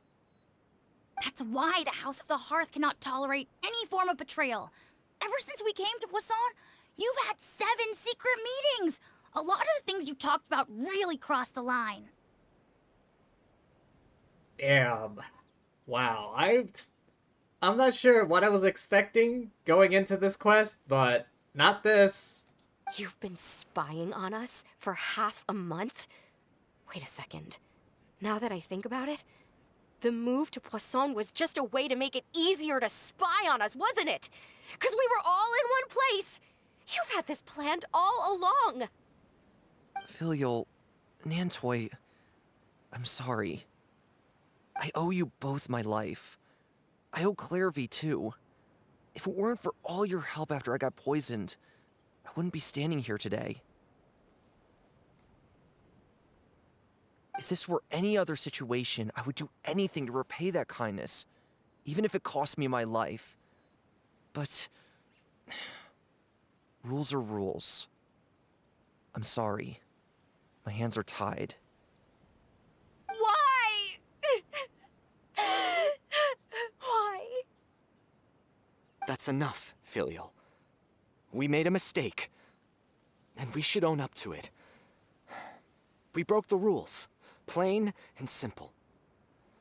And now we have to face the consequences. Oh boy. I'm sorry, Chapleau. Fultz. I'm sorry, Father. We accept our punishment. Chapleau, according to the rules of the House of the Hearth, how should these traitors be punished? All those who betray the house pay with their lives. And so it shall be.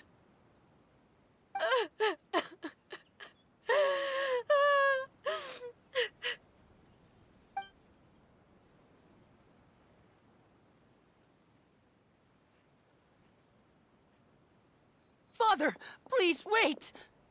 Where is this going? Something you want to say, Linny? Please reconsider, Father. What Filial and the others did, does it really count as betrayal? We all come from broken families. From the very first day we joined the House of the Hearth, we wanted nothing more than to make it a real home. But the truth is, none of us know what a real home should look like. I'm not saying I have all the answers. All I know is this. Killing Filial and the others may uphold the rules, but doing so will only bring us further away from being a real family than we've ever been. I'm thinking about it now, but maybe paying with their lives doesn't necessarily mean death. Maybe there's some sort of weird interpretation of it. Maybe that's just me. I only say that because of that one guy, the newspaper guy, that showed up in front of the Palais Mermonia. So please, Father, please reconsider. I agree with Linny. Father, please. Linny, you...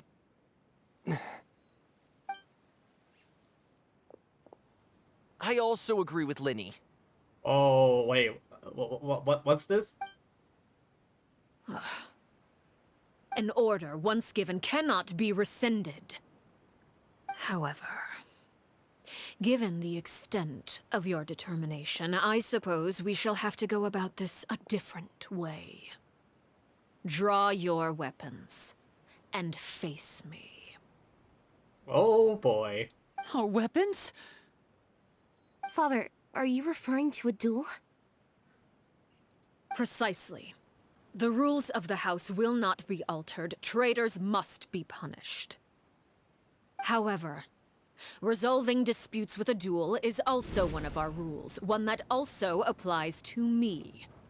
Demonstrate a sufficient showing of strength, and I shall offer a concession. Wait. Beat Father in a duel? Impossible. Father is way too strong, even for Lenny.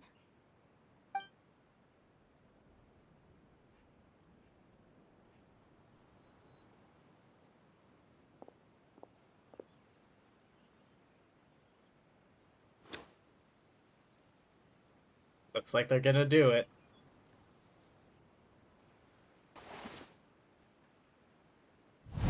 Although I don't fancy their chances, even if it is 3v1. Did you hear that, Traveler? Yep. Lenny and the others have to duel the knave. What should we do? Can they really win something like that? If they lose, those people from the house are really gonna be executed. Hey, are you listening? Is executing them really what she wants? Don't you want to say a proper goodbye at least? Anger makes you impulsive. Sorrow causes you to waver.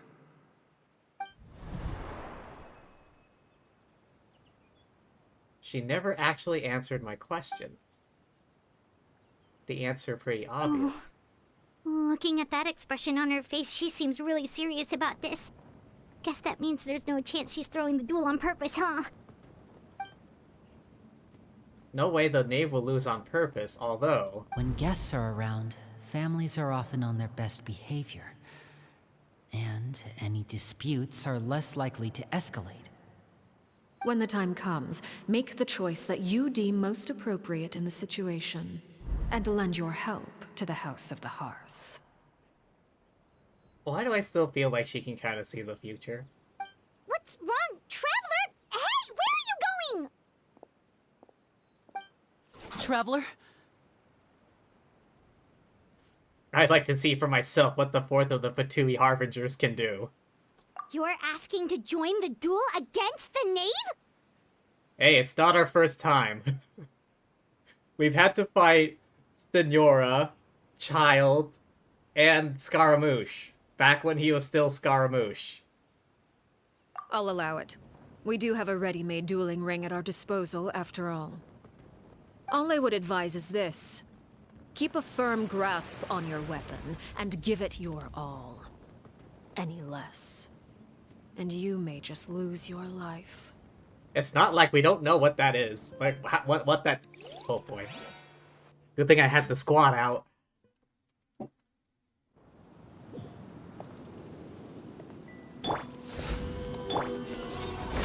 Too bad. Is it my turn now? With these rising flames! One. My guiding stars. I see everything. Now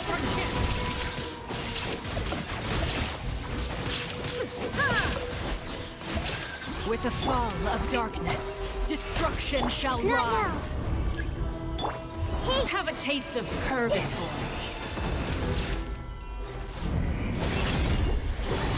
Are you alright? Is it my turn now? Ah, I'm hit. May I see Is everything. it my turn now?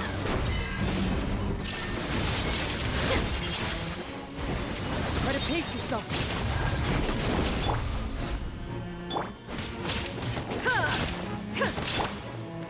Hey. Is it my turn now?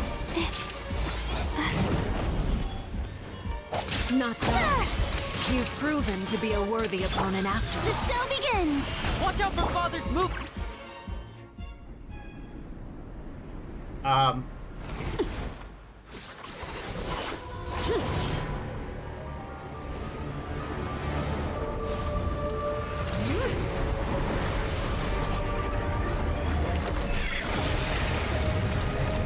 Good old phase 2.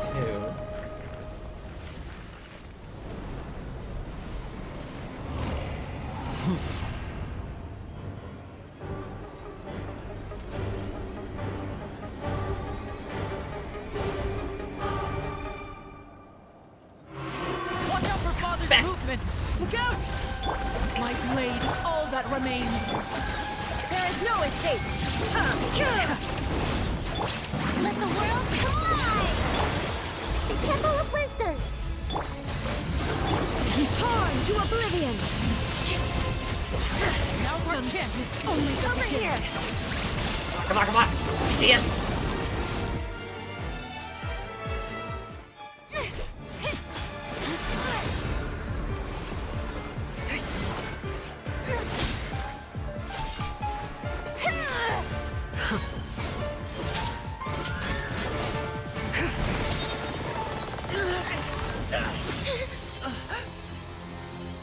That's a tough sword.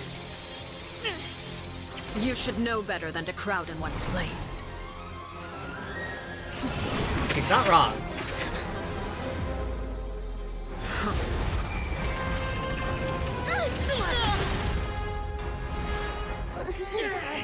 Oh, I know.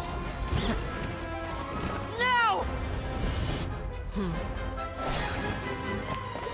I'm sorry, Father!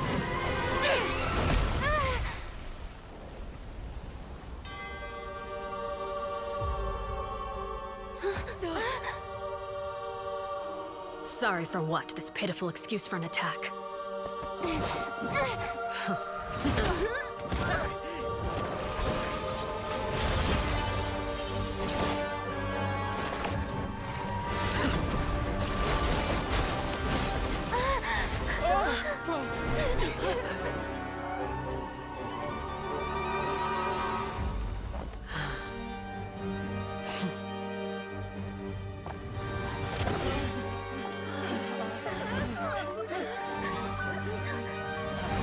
Father, no!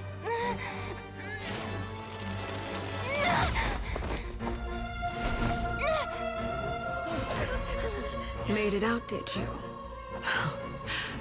You're stronger than I expected.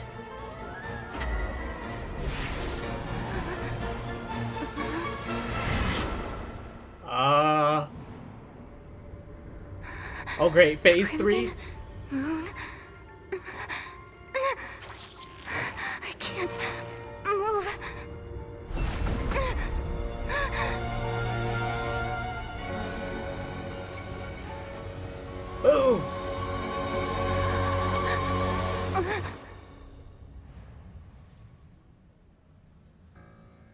Still, not strong enough to beat me.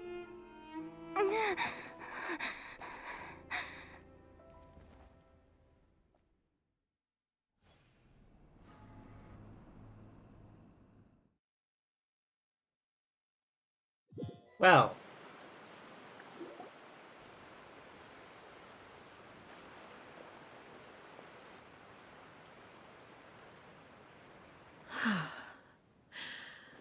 I believe we can end things here.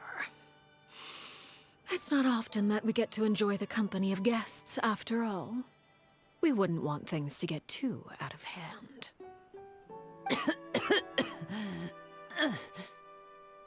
Brother, are you alright? Lyney! Given that I am the victor of this duel, as agreed, the punishment stands. No! I never thought things would end like this. However, everyone involved in the duel demonstrated a remarkable level of strength and determination.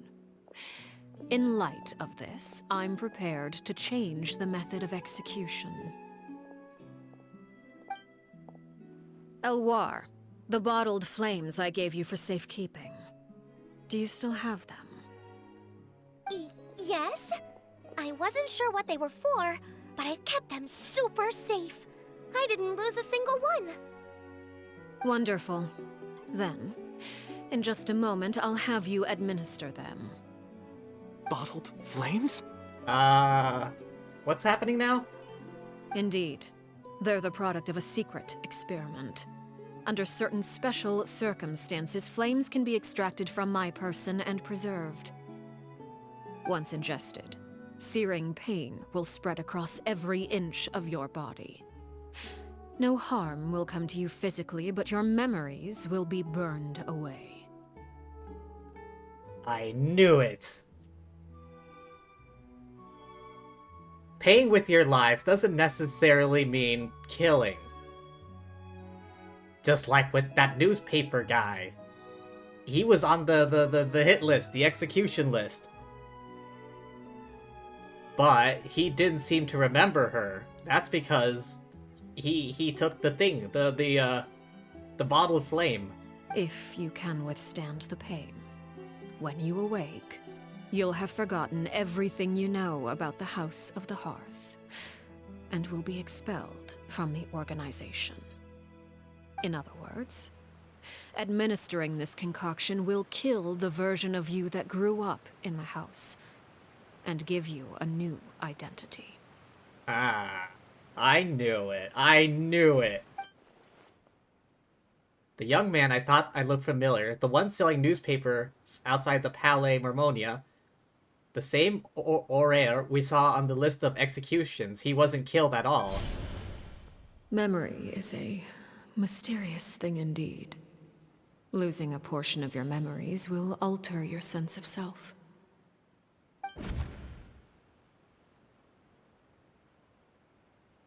My understanding of the knave is right. She really thinks of that as killing him.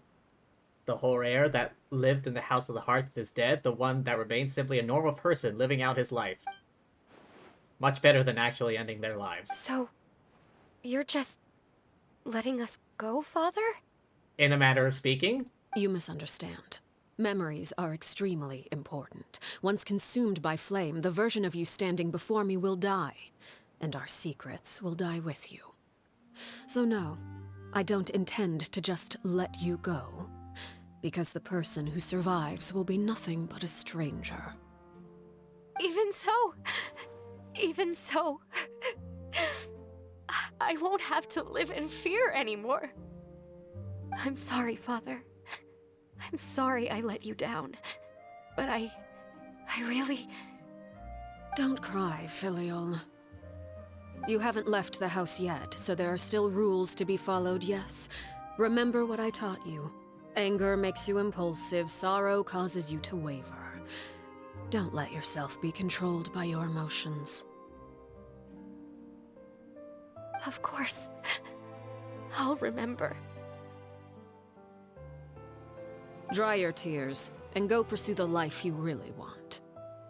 Yes, Father. Chaplot, Foltz, Elwar. Take them back to Poisson. And bring Lenny and the others as well. You did beat the crap out of them. I prepared 3 extra vials of bottled flames.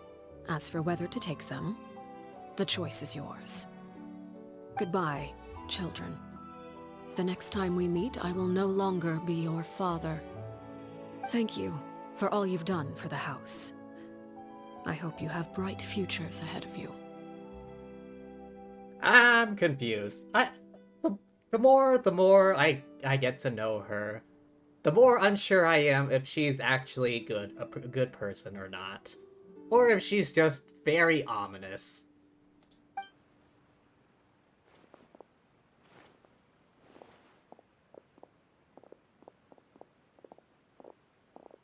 Father. Let's go.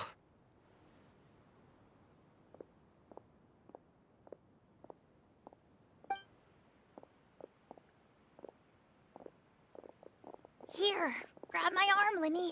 I'll help you walk back. So, Lumine's tough. Tough enough to take on Signora 1v1 without assistance, but not strong enough to take on Arlecchino without assistance.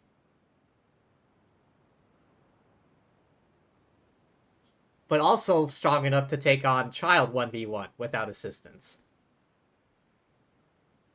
So in terms of combat ability, she's at least lower ranking Harbinger level. Thank you.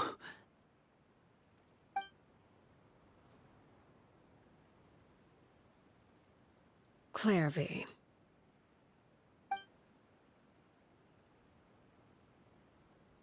Oh, she gonna use the bottled flame stuff?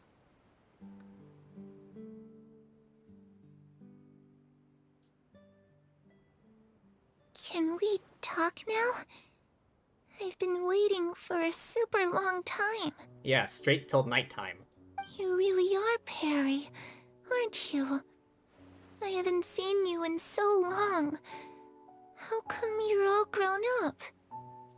Wait, did I somehow travel to the future on accident? Or am I dreaming? What a long dream. Neither. You died, Claire V. That's what happened.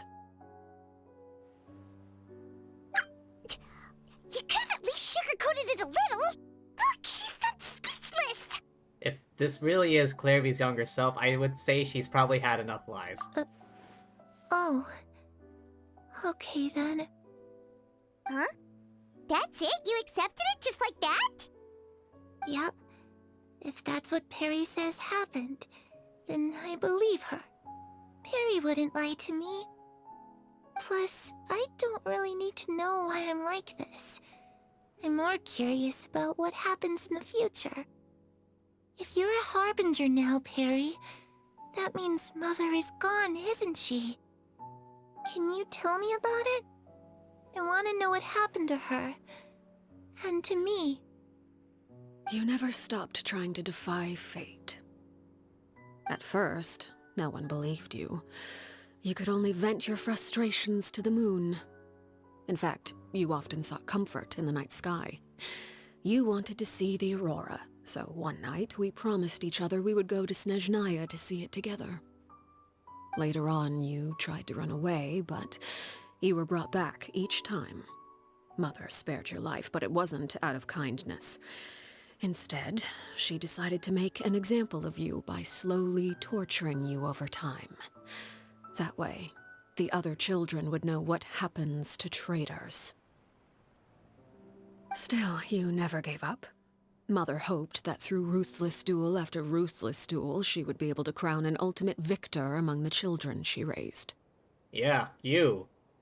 But you called on everyone to unite, to fight to a draw in order to reduce casualties. Your efforts may have only delayed the inevitable, but still. You gave them hope. You tried everything you could think of, but every attempt ended in failure. Still, you never turned your sword on Crucibina, and you never turned it on me. On that gloomy day, you told me, For the last 16 years of my life, I've done everything I can to fight for freedom. But now, I realize that the only freedom I truly possess is the freedom to choose to die. Fight for freedom, huh? Venti would like you. I never imagined I would say something like that. I must have been feeling really worn down. But somehow, I still think I understand. According to Mother's plan, only one of us was going to make it until the end. And I always hoped that person would be you. If I could do it all over again, I still don't think I would make a different choice. Even when I first met you, I knew you'd be able to do what I couldn't. Is that so? Even now, I'm not sure I truly understand what kind of freedom you were trying to pursue. Alright, let's go grab Venti. But as the head of the House of the Hearth, and as the children's father, I've tried to give them the most basic of freedoms. The freedom to choose their own fate. It's something I discussed with the Iudex of Fontaine. The children who want to leave the house will have their memories wiped clean of all secrets pertaining to the organization. In return, they will be allowed to live a normal life in Fontaine without being prosecuted for their past. Ah, so that's the deal. Of course, I won't simply hand freedom to them on a silver platter. They have to fight for it and prove themselves worthy of it. Only freedom that is earned has true value. That's more than enough. That's exactly the kind of life I was fighting for. You know, Perry, I think you're a pretty amazing king, and a really great father, too. King? I'm really happy that you're the one who took over the house. I guess I do have one regret, though. I still haven't seen the outside world. Well, it just so happens that our dear guests over here have been to many nations and traveled to countless places. Perhaps they would be willing to tell you what the outside world is like. Alright, pull up a seat. You're in for a long story, kid. Really? Of course! We've traveled all over the place. We've got so many stories, we could probably talk your ears out for 3 days straight! Yep. Alright, find some shade. Let's get started. Oh. Alright, where the hell do we start? Alright, let's start with the drunk bastard then. You know, I used to dream of being a bard. Playing the lute while singing into the winds of freedom. Even if there was no one there to listen, I would have continued to sing no matter what. Alright, let's talk about the old man. Ah, that's where Mora comes from. I never knew that before. If I had some Mora, I would buy 3 new dresses. One for me, one for Perry, and one for Mother. Earn a dress? That I'd pay to see. It's just too bad Perry doesn't like wearing dresses. And Mother, she probably wouldn't accept something like that either. I guess I'd just have to keep them all for me then. I could wear a different one every day.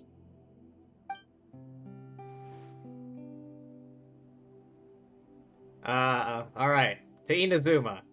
Those yokai you mentioned, what do they look like? Damn near everything.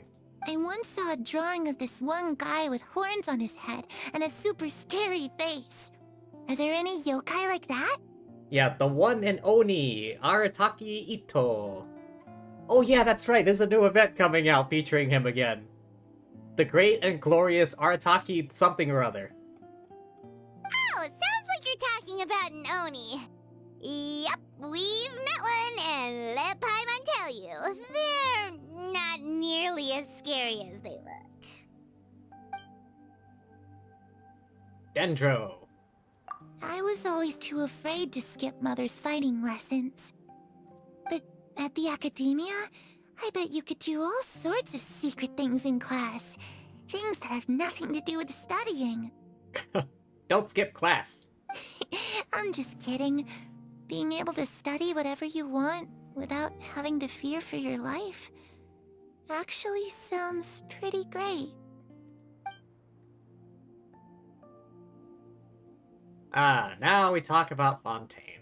The situation was super dangerous. Lenny and Lynette were accused of committing a crime, and they were going to have to stand trial at the Opera Epicles. Oh yeah, I had to act as the lawyer. I remember now. I still say we should have sent an express carrier pigeon back to Liyue and then shipped over Yanfei. Oh no, that must have been hard for all of you. What happened next? All of Fontaine flooded. Don't worry, we were able to turn the situation around super quickly. All thanks to Detective Paimon, of course. Oh my god, the glasses.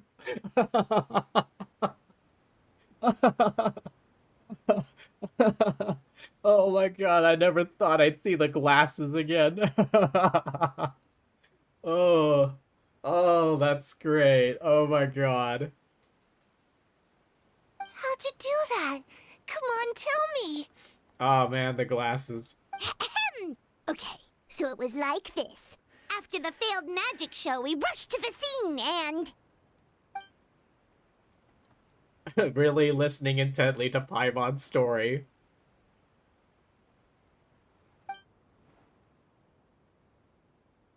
First time she's ever been able to truly relax. Oh, the glasses are gone. Shadows don't have the capacity to learn or grow. Any new information they encounter is quickly forgotten over time. As time passes, she'll probably forget everything we've told her. And go back to being that scared little girl.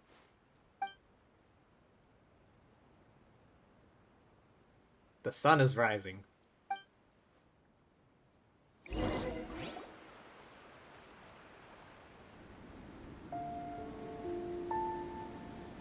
Clairvy, you've worked tirelessly from the shadows to overthrow the House of the Hearth.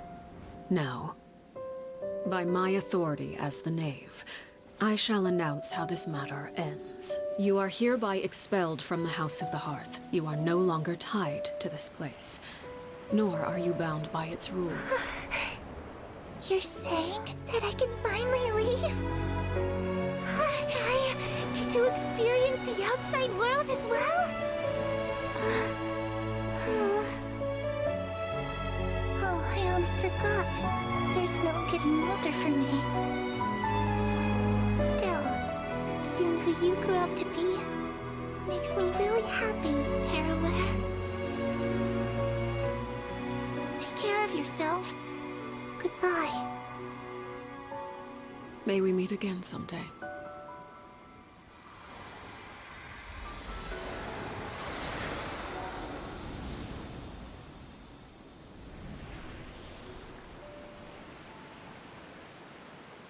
Clairvy. That was the best possible outcome. There's no way we could have done better than that. She left so soon. Paimon didn't even get to finish her story. I also have certain sentiments left unsaid. I wanted to tell her that the aurora I saw in Snezhnaya was just as beautiful as the ones in the pictures. But a shadow's memories reset at dawn. Had we delayed any longer, we wouldn't have had the time to say goodbye. Whatever regrets may linger, let them be lost to the coming of a new day. Father? It seems he hasn't quite recovered from that brutal ass whooping. It's Lyney! Hey, Lyney!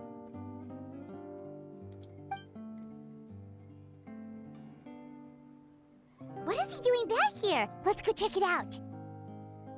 Something the matter?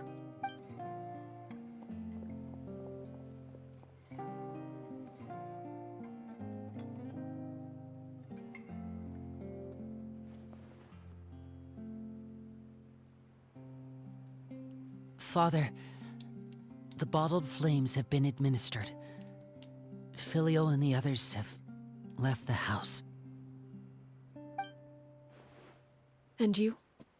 What have you decided? Well, clearly he's gonna stay, considering he still remembers you. Thank you for giving us that choice, Father. But we never wanted to leave the house. It's the only home we've ever known. Lynette and Fremine feel the same way. They're recuperating back at the Hotel Bouffe Tété. But I decided to come back and tell you where we stood. I'm sure you're well aware of the expectations I have for you. I want you to follow in my footsteps and become the next king of the house. Yet you seem to have different ideas. I must admit, I'm rather surprised by your decision to stay.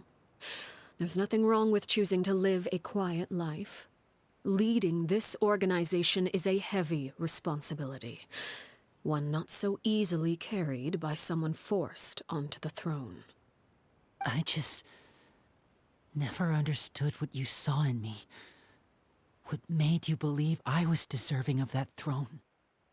You're brave, talented, and, most importantly, you cherish your family.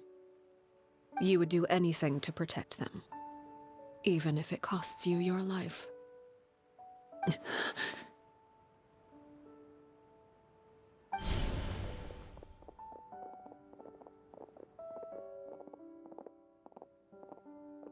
Speaking up back there was so brave of you, Lyney. It's all thanks to you that we were able to convince Father to back down. You're a hero, Lyney. Hero? Father is the real hero. Had Father gone all out during the duel, there's no way I would have walked away with my life. She must have had it all planned from the beginning, from the very moment she suggested a duel. I'm not deserving of that title. I'm not strong enough or smart enough. You're wrong. In my opinion, all you need to be deserving of the throne is conviction and the necessary strength to act on it. We may have different ideas of what it means to be a family, but you can hardly be said to lack conviction. What you truly lack is strength. For someone of your talent, though, that's something that will come with time. Even without that strength, you still chose to face me in a duel, even though the odds were stacked against you. That capacity to honor your convictions is what I truly see in you. Father.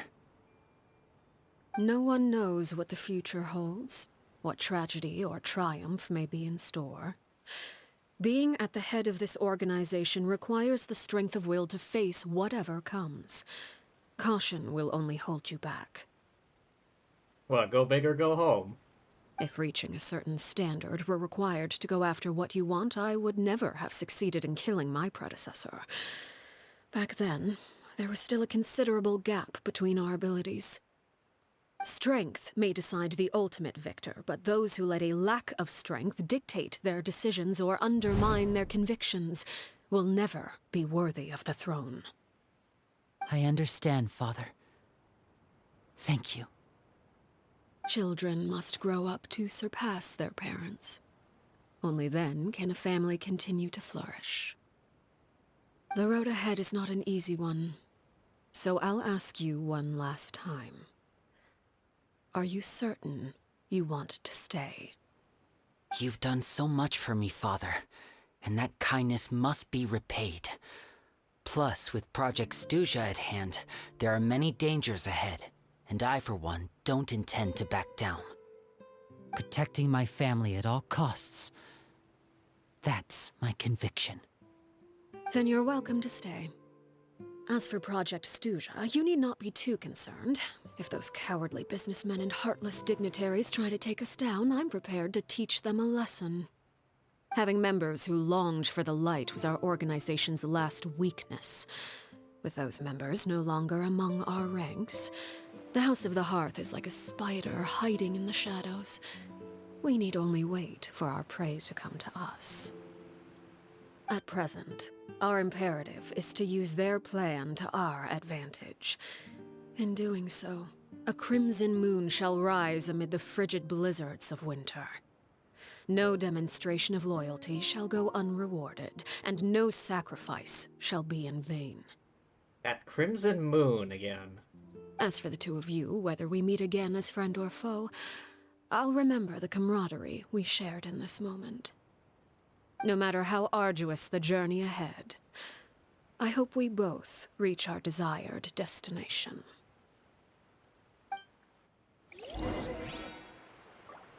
Wait until 2 days later. Anyone still here?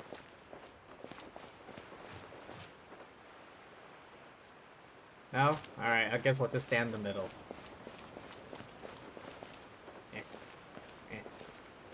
There we go.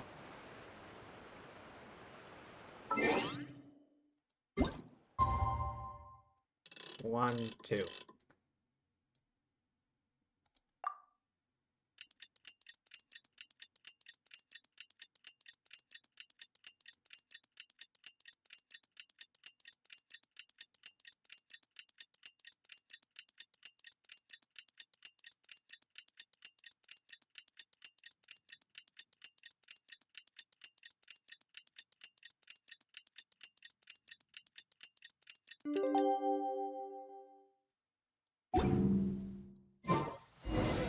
Didn't Linny say that Lynette and Fremine were recovering at the Hotel Bouffe d'été?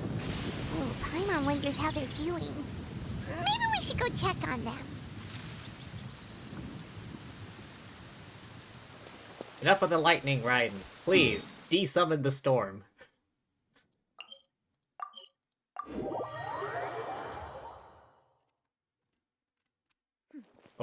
Clear skies can do nothing to hide the brilliance of lightning. Divine bolts can strike even in the absence of rain. Do you see that tree? Wait, you understand? Behold. So... Lynette? Fremine? How are you feeling?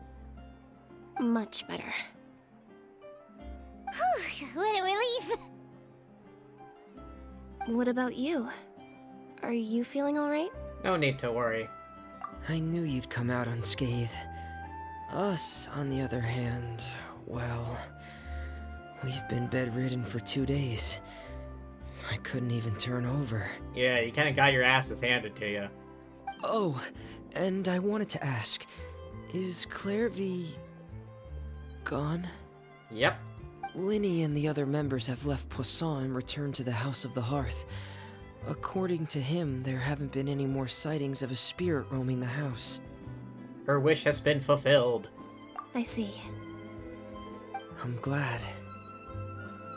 Father came to check up on us 2 days ago and told us about what happened with Crucibina and Clairvy.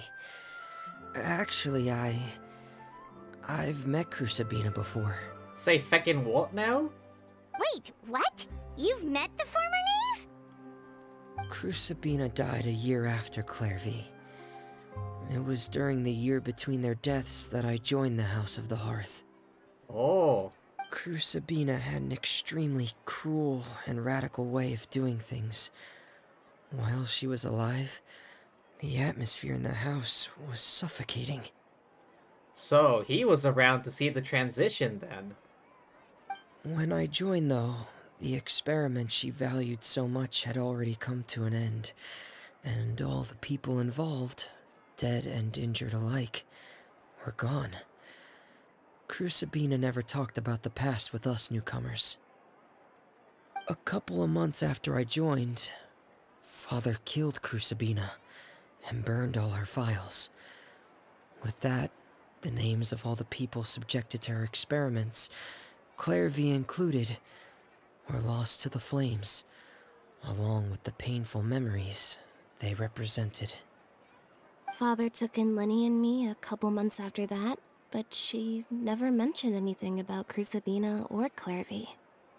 Huh. It really seems like something she was planning to keep to herself. The last time you talked to her, did she mention why she kept it a secret for so long? Guilt. She said she didn't want us to be affected by the darkness of the past. She was worried we'd develop a false sense of gratitude towards her if we knew about it. The foundation of a family should be free of any corrupting influence. Whatever happened in the past, it has nothing to do with who we are now. And that's what Father told us in the end. But I still thanked her for everything. It was only after hearing about what Crucibina did that I finally realized how insignificant our lives could have been. The members of the house meant nothing to her. To say that she valued them in any way, even just as a tool, would probably be giving her too much credit. If Father hadn't taken over the House of the Hearth, I probably would have already... Don't think about that. Father rarely brings up the fact that she saved us. She doesn't believe that being indebted to her should be what ties us together. But even if we didn't owe her anything, we would still choose to stay. Because this is our home. We may have arguments or times when we feel wronged. Some people may even choose to leave. But as long as Father is here, we will always have a home. Whether the path before us is bathed in sunlight or shrouded in shadow, we'll follow Father wherever she chooses to go. So I wanted to say thank you for helping us make it through this crisis. Without your help, we could have lost a lot more along the way. Oh, we didn't do anything, really. Just invite us back as guests and we'll call it even. Of course. You're welcome anytime. Are Filial and Nantoy okay? I actually saw them at a cafe this morning. They didn't recognize me. From what I could tell, they were drinking coffee and talking about one of the operas that started running recently. 4,000 Thieves? They seemed happy. If I had to take a guess, I would say they finally found the kind of life they always wished for. The fact that I remember that.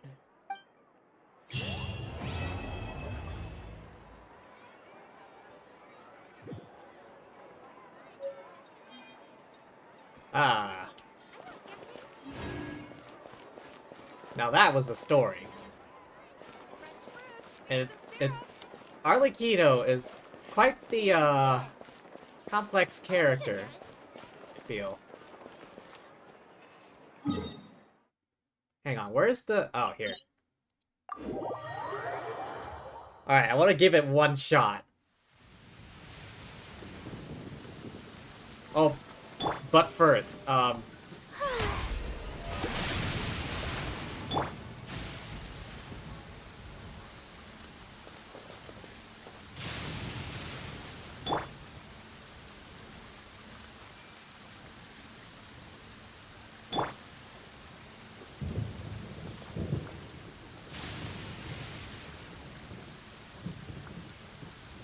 want to see how tough it is in, like, a proper duel. I present!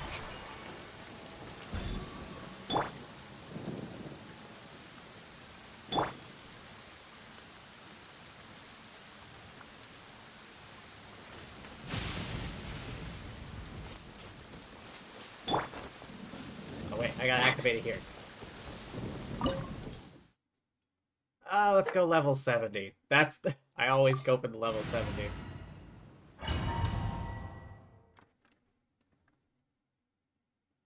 I imagine it's gonna be harder.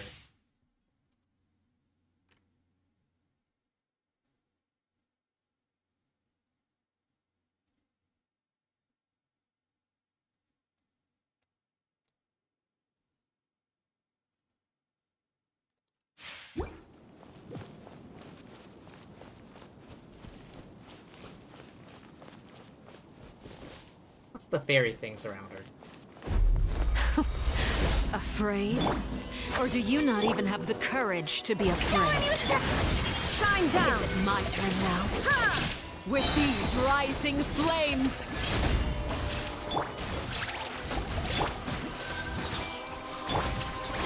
Now that's more like it. Is it my turn now?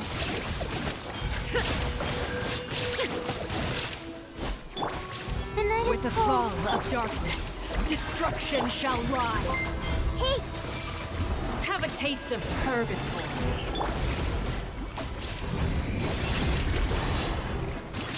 There is no escape! Look at you. Trapped like a bunch of helpless ants.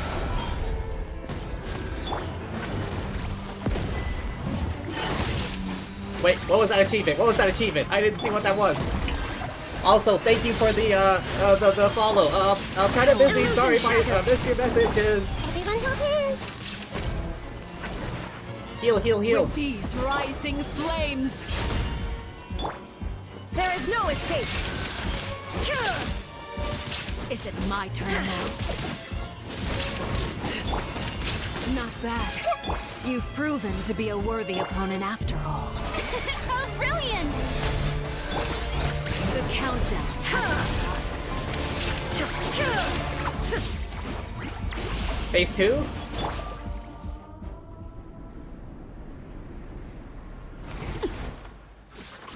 Okay, we saw this thing already.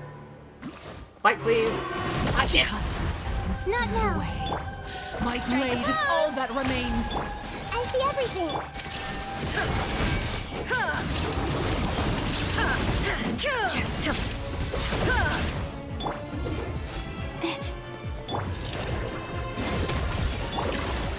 Heal, please. Heal, please.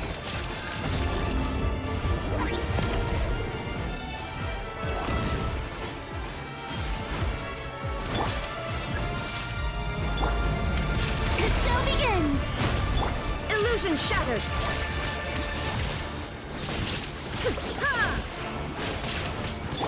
Chill up. Stars. Suntown is only the beginning. Let my name echo in song. Inazuma Burst. shines eternal!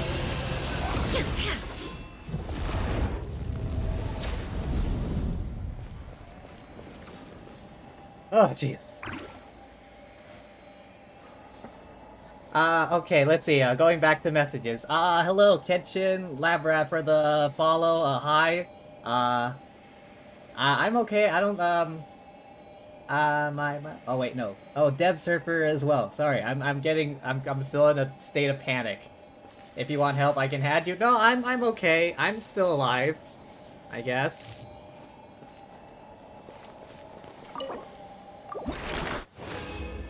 Holy shit, Arlecchino being hot for real? Yes, she is. Yeah, hello everyone. Thanks for being here. I still have a bit of a rush going on. I was in a state of panic the entire fight. Fortunately, it wasn't too bad.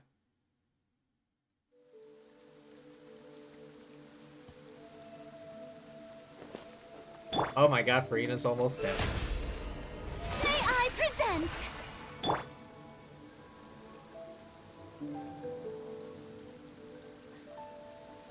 Not as terrible as I thought it would be.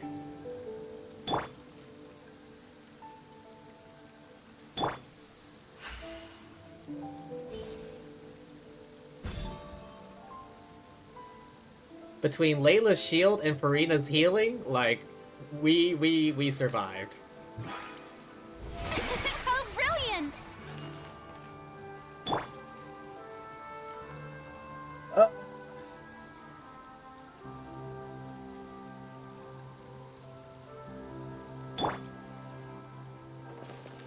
Yeah, so, if you missed it, we just finished the, Arlecchino story quest just now, and I came back here to do, like, a proper fight. It was harder than the story quest version, but not annoying. Like, I still can't get the hang of Scaramouche's fight. Especially the part 2. Oh, wait. Flame.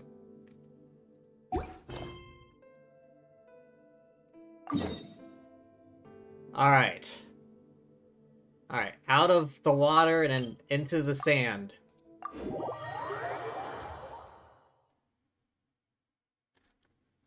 Back to Sumeru, folks. We got some world quests to finish.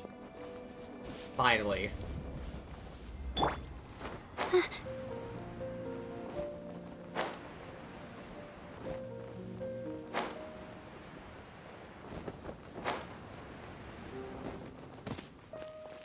Hey, what's up? Why are world quests not voiced? Why?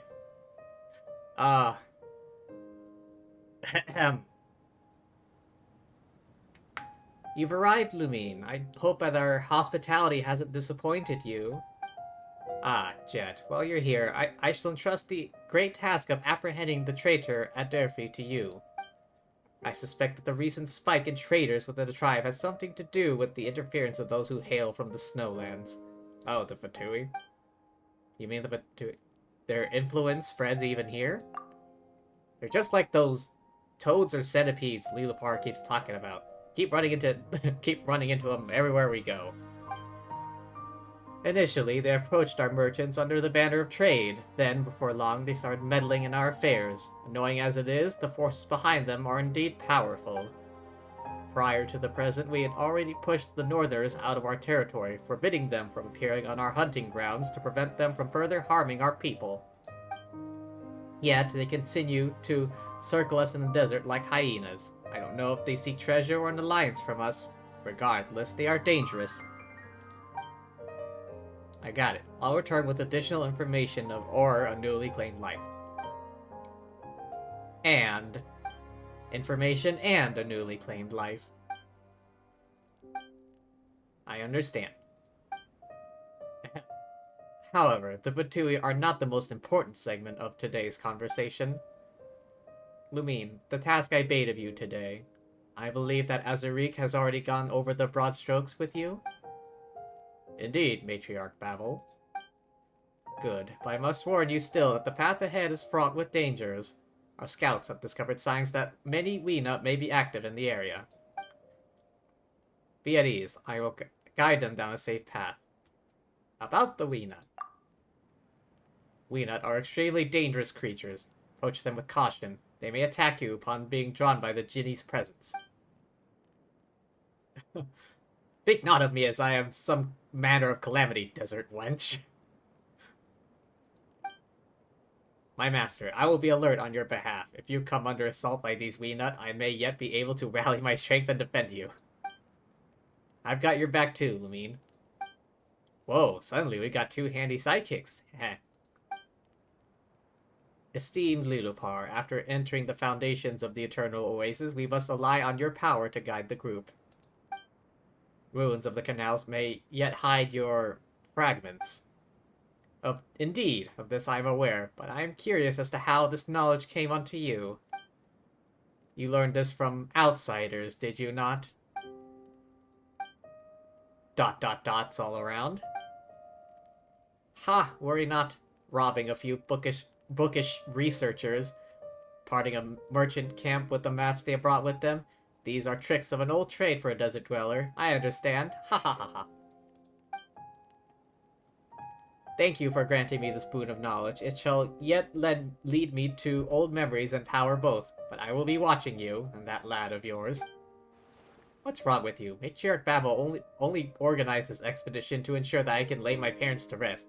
How can you just slander her like this? Jet. My apologies, esteemed Lilipar. I understand your misgivings, and will endeavor to win your trust. Do as you will. I seek respite. Ahem. Very well. Do not let me forestall your departure. Leave as soon as you are able.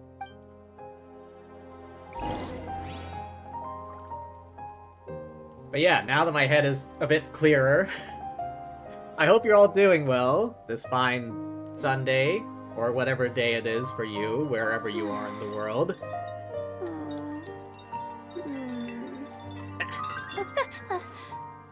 Alright, where are we? Innermost depths of the Eternal Oasis of Mount Amavad. Passage of Ghouls. Oh, how convenient.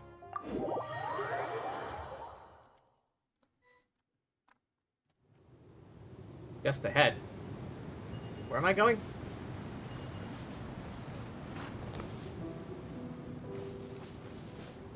Mind your own business. Alright, who's talking? Reach the entrance.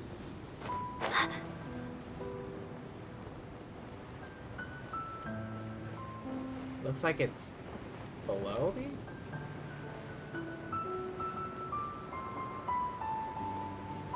Wait, how far below me?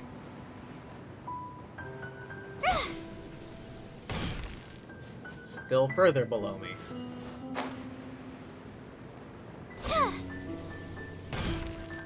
Something beneath the sand?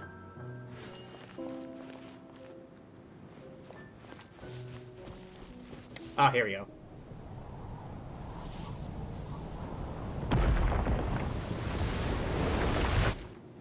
It's the sandworms of Arrakis.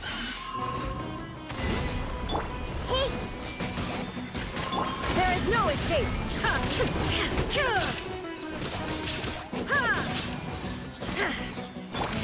May I present? Not now.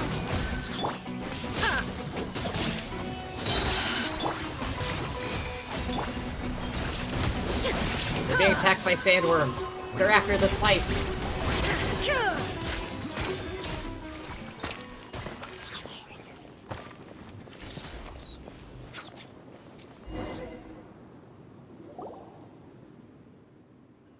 Okay, next you can just keep going into the depths of the canyon.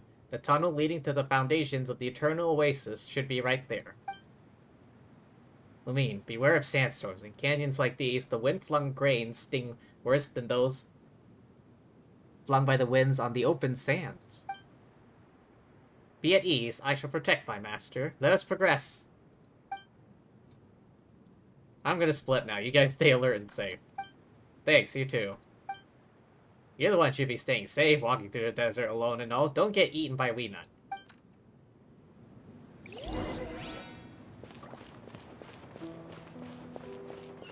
Canyon of Kings, source of all power, halo of your radiance yet. What song is that? Do you wish to learn? The remainder of this poem no longer greets my recollection.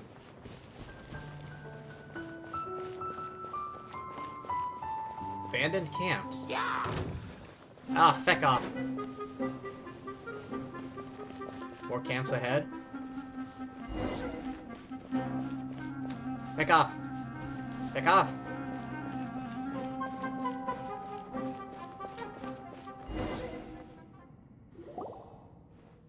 This is a Tanit camp. It even has the tribe's markings. Must have sent someone here ahead of us. I don't know, this feels older. Someone appears to be less attuned to the traditions than they so claim to practice than they like. Something wrong with the campsite? Paiva's not seeing anything. Dispatch people to comb this area before our arrival. Never made it out.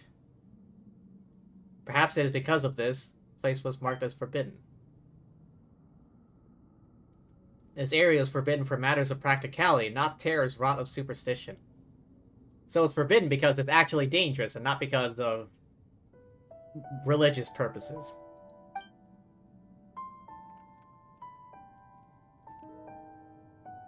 More camps lie ahead, I would warrant. We'll ask Matriarch Babel about this once we get back. For now, we keep moving. Which way? This way. Ah, great. I submit the mechanism. Of course, Sumeru is full of underground areas.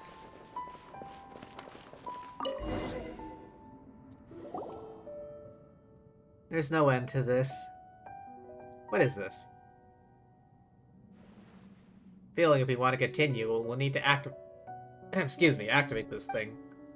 What if it's dangerous? This is a water pumping mechanism, used to attune the flow and vectors of water.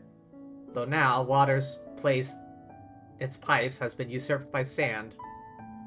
This was once a lush garden, in a time when flowing springs had yet to become a fleeting rarity amongst the sands. Maybe there's spice here. I mean, there are giant sandworms. Not as big as the ones on Arrakis. There are still big sandworms. Maybe there's spice. Do some spice mining. Enough talk. I think I may yet be able to spark function back into this mechanism. Allow me to try, my master. Sounds like this place is familiar to Lilupar. Let's let her give it a go.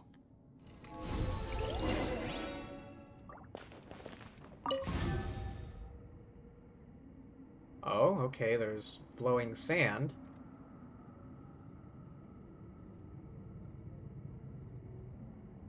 Oh, the door opened, it looks like.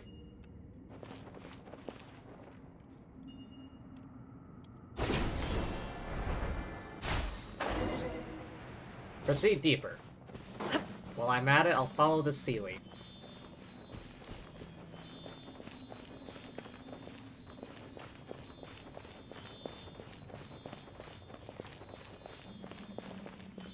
Is it gonna shut behind us? No? Okay. Hey, another, thing.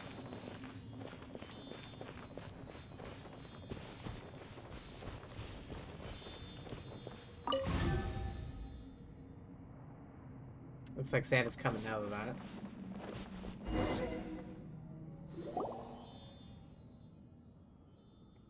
Found something? Those tunnels. Connecting them and clearing the accumulated sand might open a path for us. A reckless thought, born of ignorance. Still, the plan is worth a try. Getting on my nerves, Jenny. Is my acknowledgement you're receiving, little one? Aren't you the little one here? Jet's young and Lilipar small. The way Paimon sees it, they're both little ones. By that logic, seeing you're both young and small, that makes you the littlest one. Don't bring Paimon into your squabbles. Lumi, Paimon's not little, right? ... How adorable.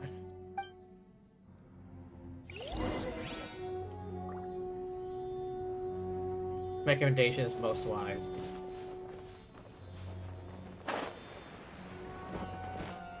Of course.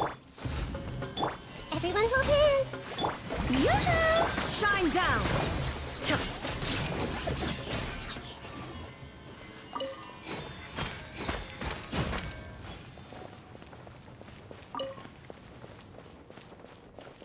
Okay, I can't activate this just yet.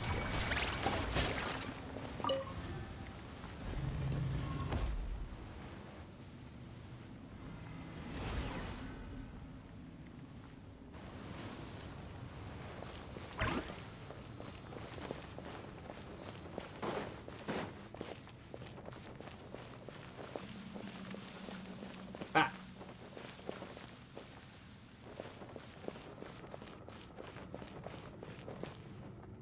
Enigmatic page.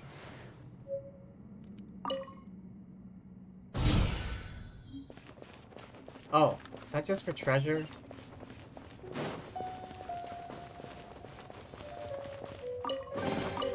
But a momentary distraction. Nahida, we need wisdom.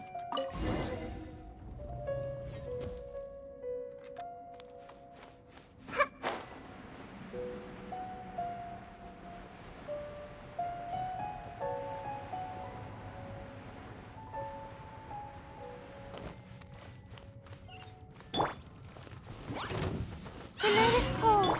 I see everything. Strike a pop! There is no escape! Ha! Ha!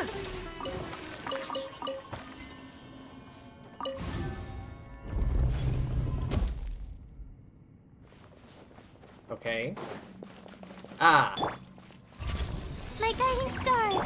Take.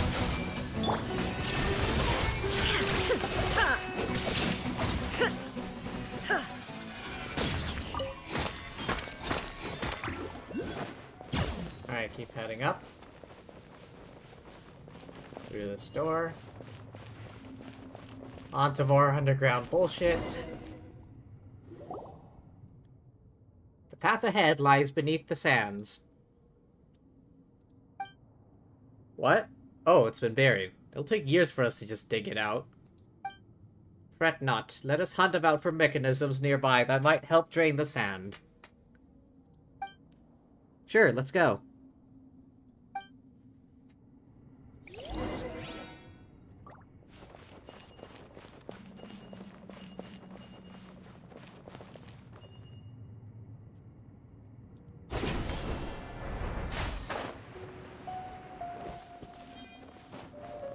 Rotate valve?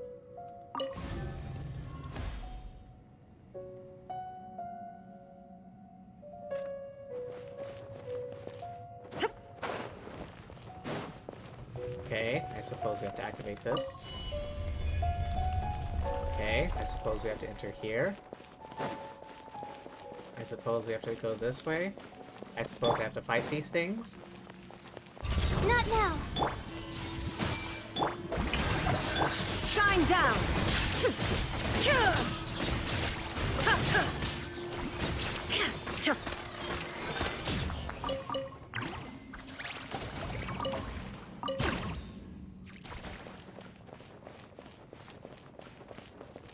Unusable.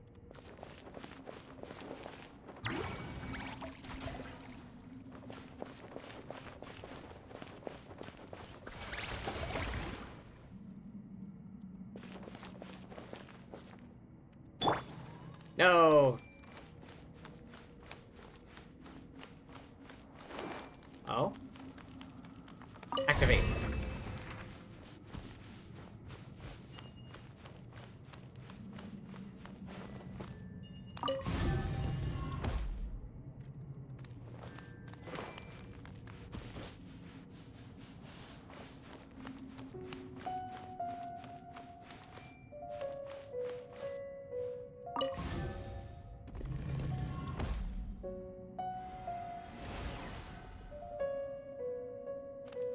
I was just kind of BSing that, to be honest.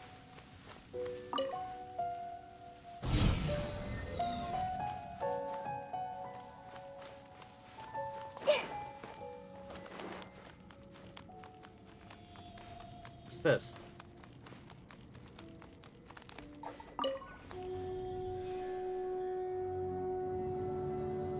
Ah, good old elevator. You remember that, right? Ancient pyramids and their elevators? My guiding stars. I see everything. Shower me with praise. Illusion shattered!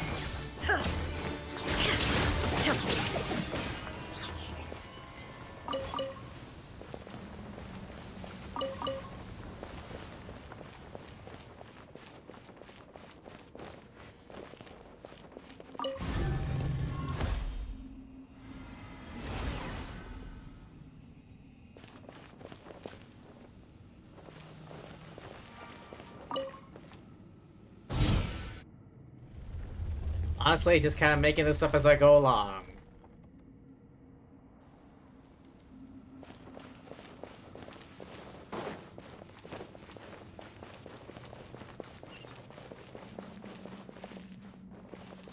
Wait, what is this supposed to be aiming at?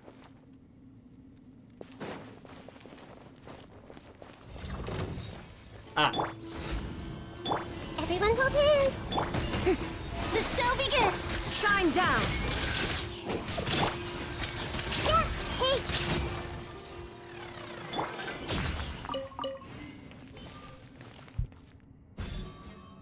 Ooh, had to sneeze for a second.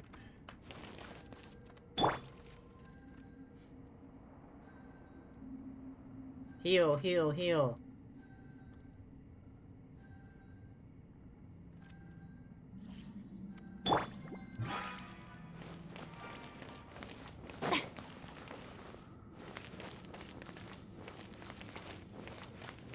Okay, looks like I gotta break this wall somehow.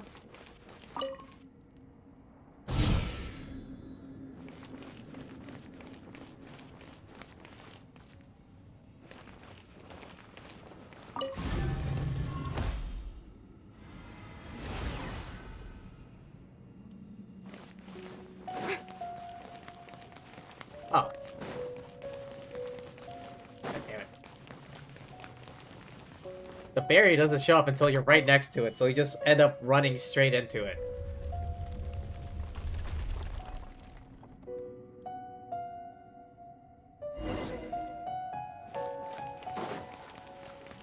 Loot. Oh, what a pleasant surprise. Truly an extra slice of joy.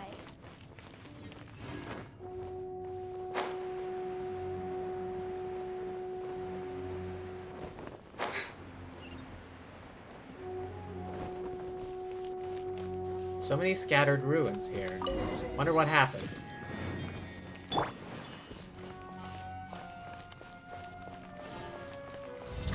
Not now. escape. How brilliant!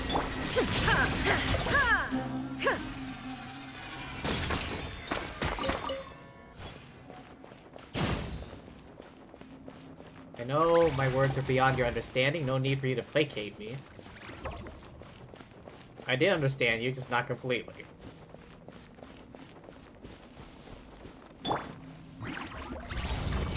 My guiding stars.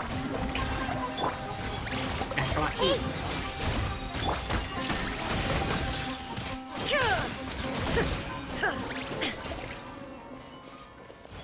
Push the big button. How big is Sumeru? Why did they pick Sumeru to be so big? Collect Leopar's fragment.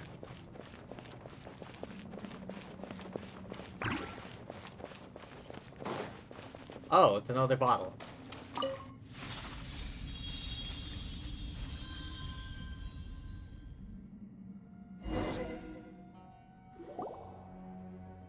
As the Shard of Light merges with Lelupar's magic bottle, you feel a little of your own power being pulled away. Through the genie's entranced eyes, you see a ragged shepherd boy along with a dancing maiden.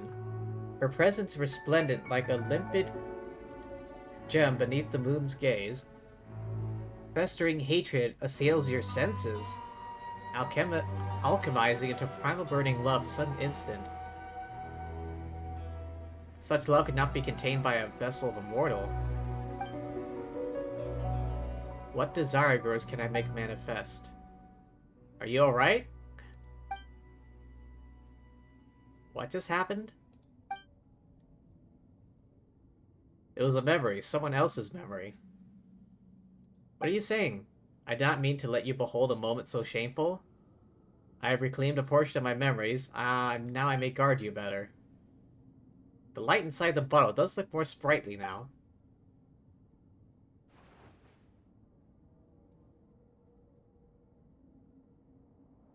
Looks just like the lights I saw when Matriarch Babel was emerging from Azurik's tent?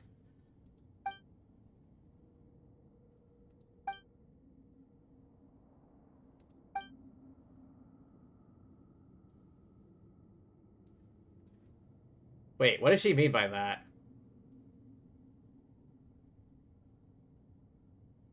Does she mean that Azurik has found more of these and is hiding them in his tent, or are they like getting it on in the tent? And that was some sort of euphemism. Still much of me that lies scattered. You find it within yourself to offer me this generosity.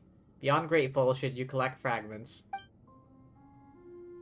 A spot of green should flourish around the genie's fragment. Always release energy around us to create an environment conducive to our slumber. You have my thanks. Paimon's eyesight is second to none. Let us delve deeper. Let's go.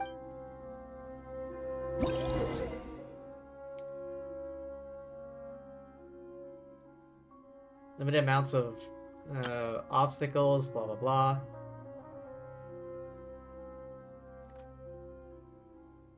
Will lose Ginny's might when she encounters Weenet attacks. Jin shrines in them. Oh. Is this like the crystal torch things? Don't get up.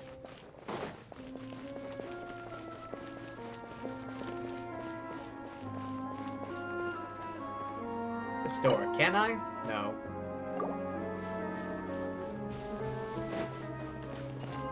Ruins here are more intact.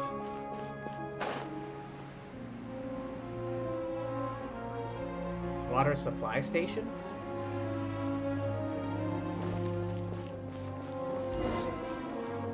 Used to be the greenhouse and reservoir. Look upon it now. Not now. Ah, back. Ah, back.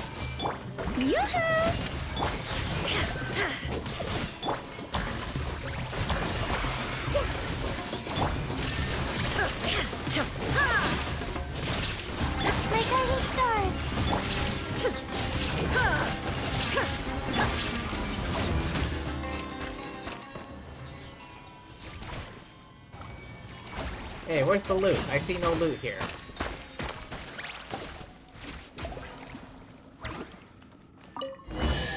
Ah. I see the loot. Curiosity deserves a reward.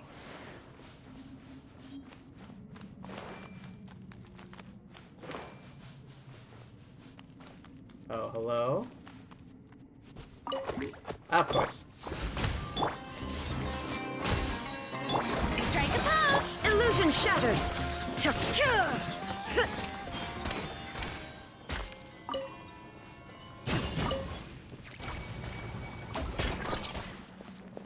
These guys are aggressive.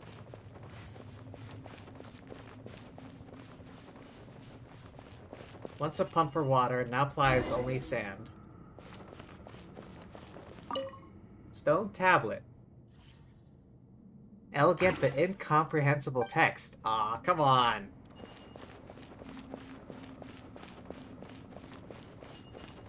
Alright, activate the thing.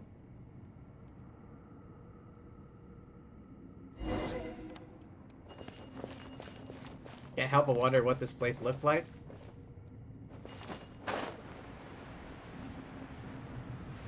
Yeah, this is a fight area. This is an arena.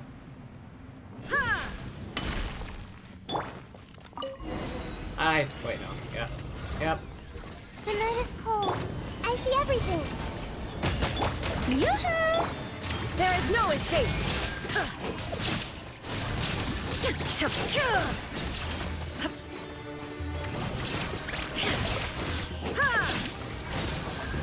Not now.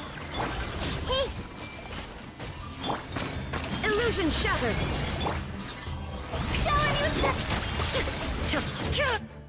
Oh, I think I got him. Alright. The door is opened.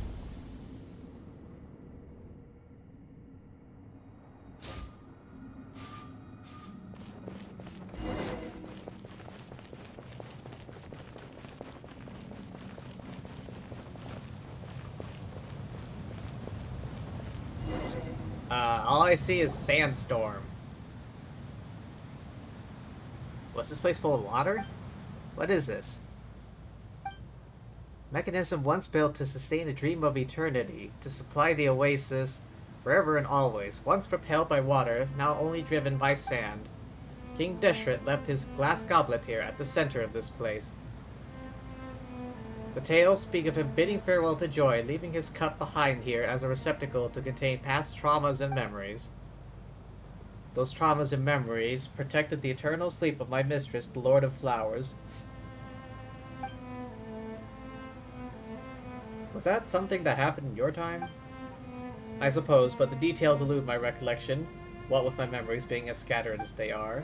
Then we need to go down there and activate that glass? Patience. Still 2 points of entry. More mechanisms we need to disable. Have faith in my intuition, dear master. Are we gonna get through? Looks like we can do is head back to the surface and find another path.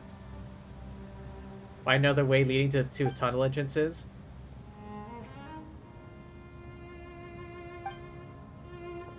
Best get back to the surface, start plotting a new path.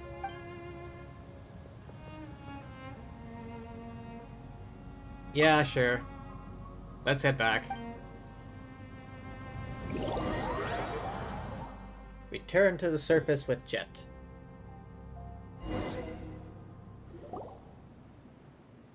The air outside is crisp. Still hot, dry, and hot as before. You aren't a desert dweller. Of course you don't get it. Ah.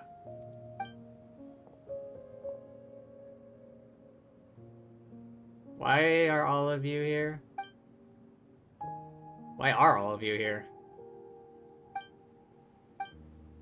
Exploring and scouting. A little suspect, actually. Sand and scorpions is normal. Running to the same person all the time is one coincidence too many. Have some food, drink some water, y'all must be tired.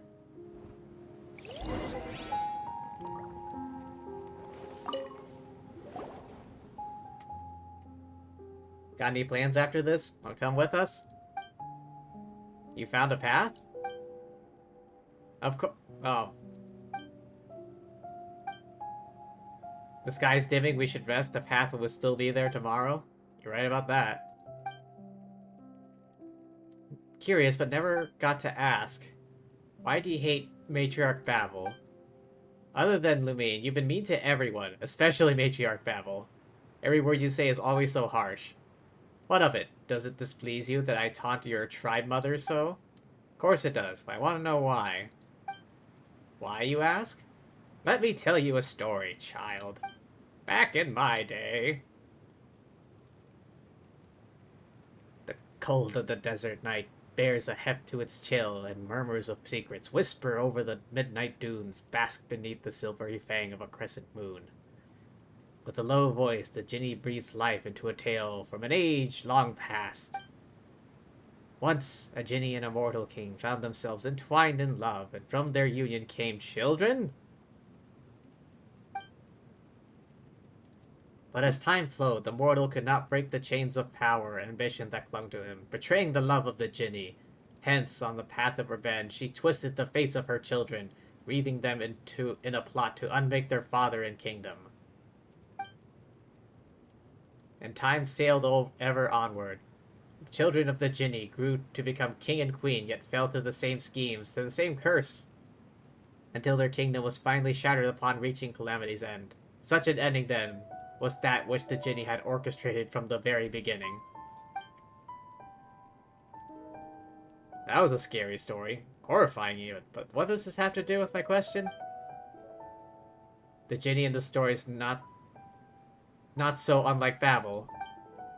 Where they differ, however, is the shame and quest for renown that so compel your kind. Babel wears them like a mask, though she too is a creature of deceit. I taste it wafting from her very being. To her, be it son or daughter, all children are but instruments for her schemes. If you were absent, I fear I might even be quite fond of her, but today things are different. She threatens your safety.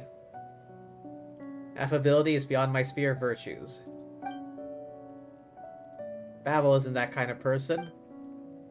You spent more time with her, must have taken orders from her, orders that the left hand must never learn of.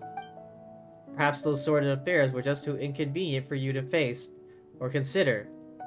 But I know your follies, and stupidity does not rank amongst them. Consider these matters yourself. Don't take this stuff too seriously, Jet. It's not like she's that much nicer to me or anything. And should I, to you, who are little more than a slave? My words have run dry. Apologies then if I have upset you. Maybe we just haven't been together that long? Lilipar was pretty mean to Jet before, but she seems much nicer now. Maybe if everyone knew more about each other, we could have a few less misunderstandings and stuff like that. Yeah, let's talk about something else instead. Sure. You're looking real distracted right now. Just continue. What have you all discovered? Tell me, I'm curious. Don't really know how to describe it to you. Countless ancient pipes leading into the temple inside the mountain. The legendary goblet of Al-Akhbar is there too. It really exists, huh? Is that goblet valuable or something? Of course. Mention of treasure, and she's right on it. Not the actual goblet, it's just a mechanism holding the eternal oasis in stasis. Worth nothing at all? Now Paimon's depressed. That's what we've seen so far. The eternal oasis was never far from us at all. Dad always told me he'd one day enter the eternal oasis, find Mom again. Never thought it'd be helping him make his dreams come true. Jabrail would be proud of you. I don't care about him. Dad was a real simpleton. This trip was for me to send him to a place where he belongs. Doesn't matter what he feels about this. I don't know, truth be told. I just don't know. Will they finally reunite in such a place? The place we're heading to? Is it just a meaningless destination I want to reach for the sake of... because I want to console myself? Jabril would be super happy. You're helping him fulfill his wish after all. I have you to thank, Lumine and Paimon. Thanks for coming all this way to accompany me on this adventure. And, you know, putting up with my willfulness. After Dad left, the fear of losing my home only leaves me when I'm with you. Why, what? Being able to adventure with you has been great for us, too. What about me, eh? Cold and alone, abandoned by the fire. Stop it. You're my family, too. You really showed me how things were done when I first came to the tribe. This little wildcat was terrifying when she first arrived, let me tell you. Her face was like a doll. Wouldn't cry, wouldn't talk. After spending some time messing about with me, it slowly opened up. Jet has moments of silence too? Paimon never thought that was possible. Stop your heckling. Don't listen to him. You too, Lumine. Didn't complain when she failed, didn't cry when she was hurt. Calmness was frankly terrifying. But her rage, when it comes, crash, she's like thunder. What are you saying? You want a beating? Though Jet is young, she is far more mature than most her age. Frankly, a relief. Alright, you're full of it. Practically died of embarrassment when I first joined the Tanit. Time after Dad was gone was like a haze. Anyway, I thought I would never be able to feel normal again. All thanks to Azarik guiding me, teaching me how things worked in the tribe like a big brother that I could recover. It's been slow going. That's how it was. No need to be modest. Dad also said he was going to tell me more stories about Mom. Now I'm never going to get a chance to learn who she was. Said that she was a beauty. Character with countless virtues, like stars high above the wasteland.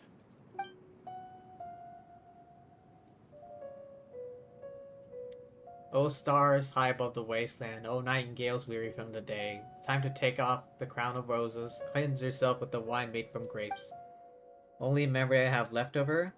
Dad always used to sing me this old nursery rhyme. That was lovely.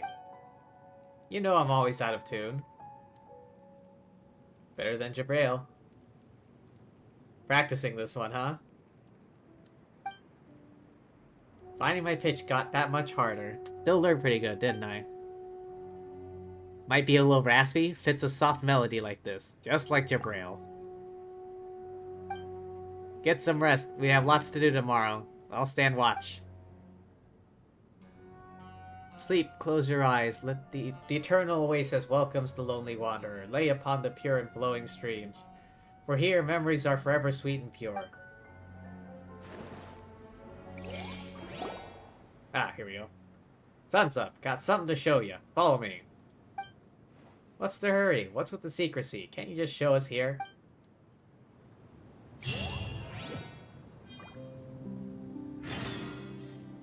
Go to the place.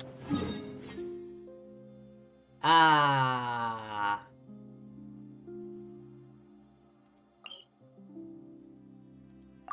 Unfortunately, that's the closest one, and I don't have that one unlocked.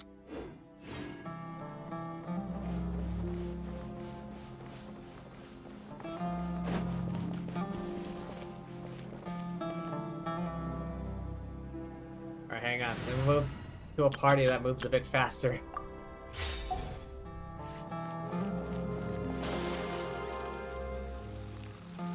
Ruin Greater? Come on. I'm not getting paid enough for this nonsense.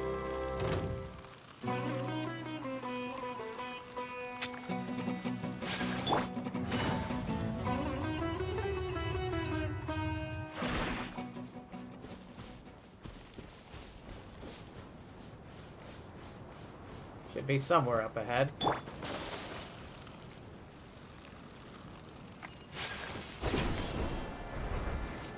Time to go to work.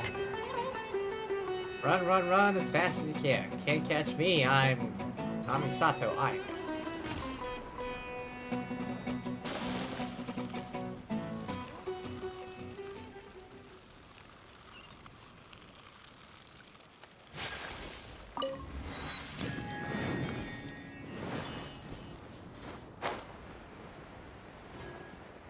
What? This big Robo-Man?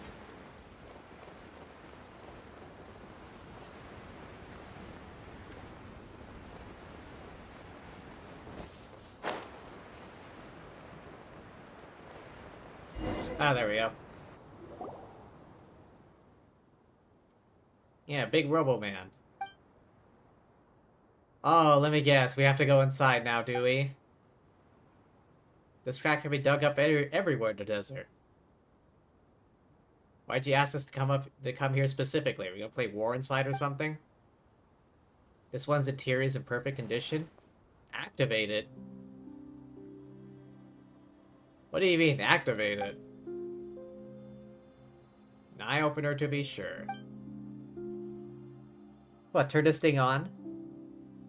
How do you know how to activate it?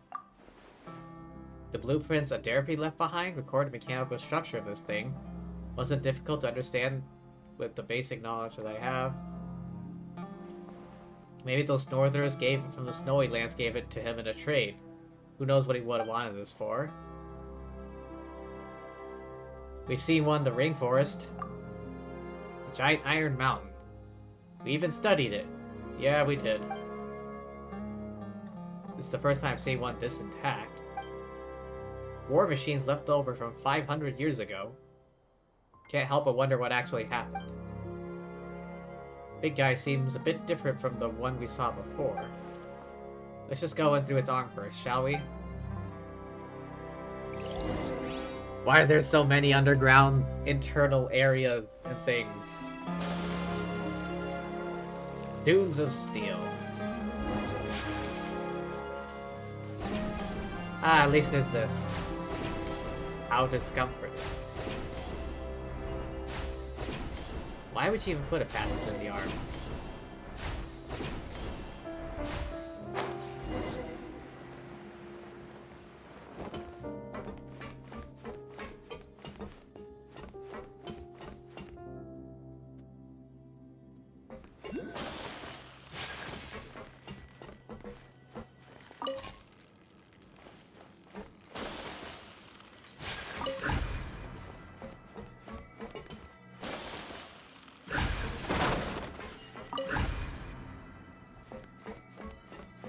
Okay, do I need this to... Oh, right here.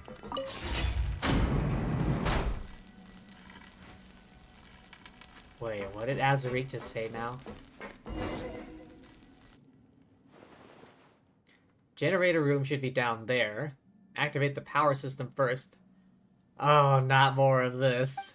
Why?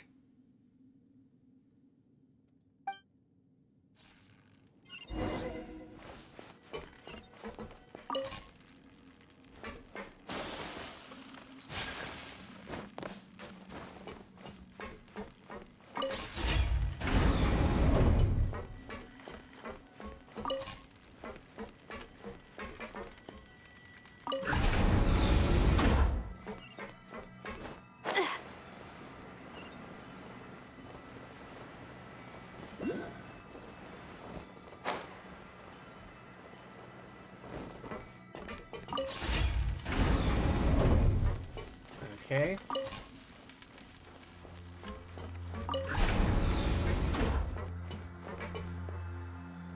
What's in here?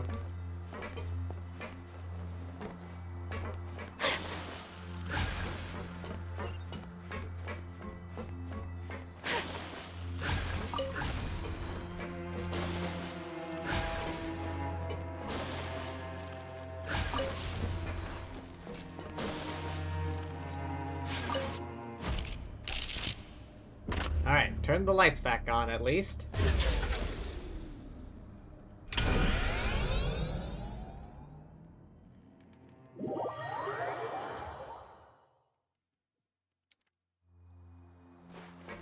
Alright, the elevator. Right, how do I...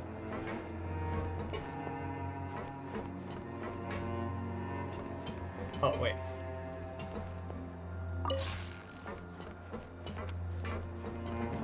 Oh, there we go. It's kind of odd because, like, everything is kind of at an angle. Like, the character is standing perfectly straight, but everything is at an angle.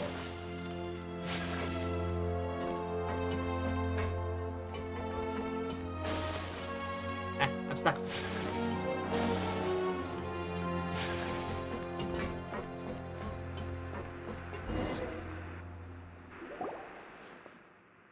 Energy system, engine, weapons, long-range sub-weapon, melee weapons, left arm. All looks pretty good. You look like something's on your mind. I didn't even get half of what he said just now. Feels like a different person. Never seen him like this before. I've become more reliable, haven't I? Trust your instincts, Jet. Looks like it's been dismantled.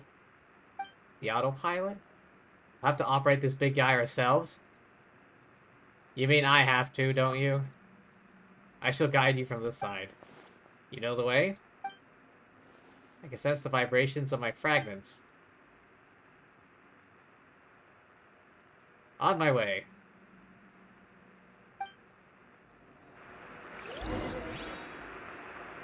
Activate.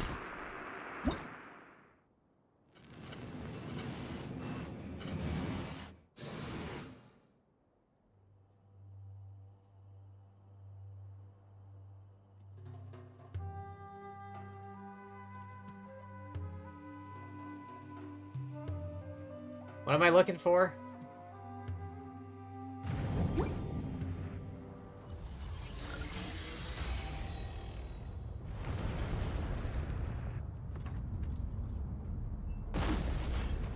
Damn. We're in a mecha now. Yeah, screw Scaramouche and his like weak ass mecha.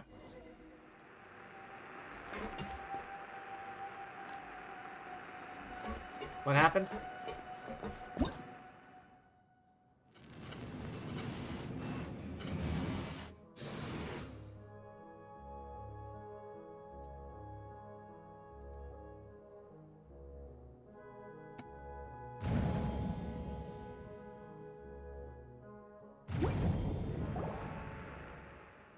If only a Derfy were here. He's a traitor. He's also the only one who can figure out how this thing works. Unfortunate.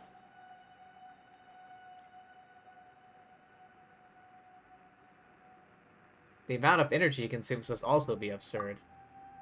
How much stuff has to eat to work normally? Hungry for power? Backup power source. Old one will be no exception. Who's they?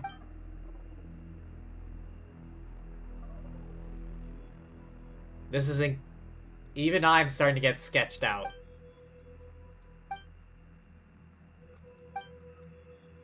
No, I'm being a bit impatient. Throw power to the left arm.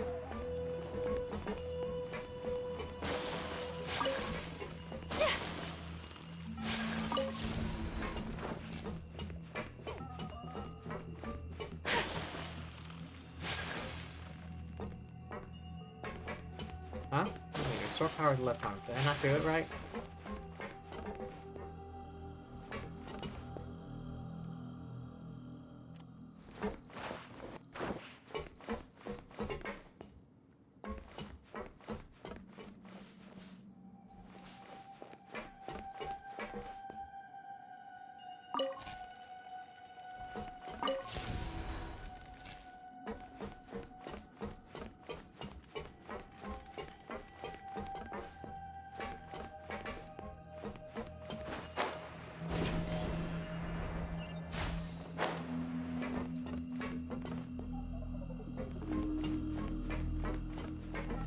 Alright, imagine there's another one.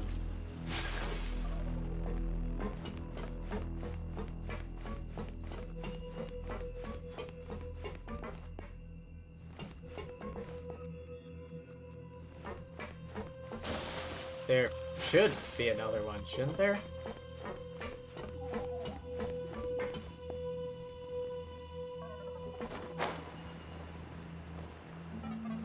It feels like I'm gliding upward, but...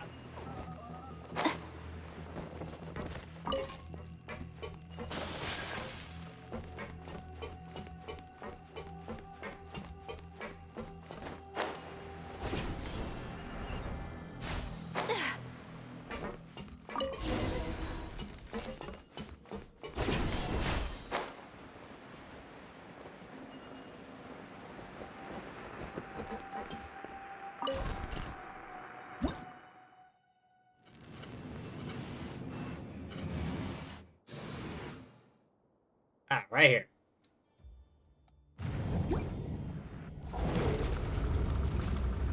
One punch!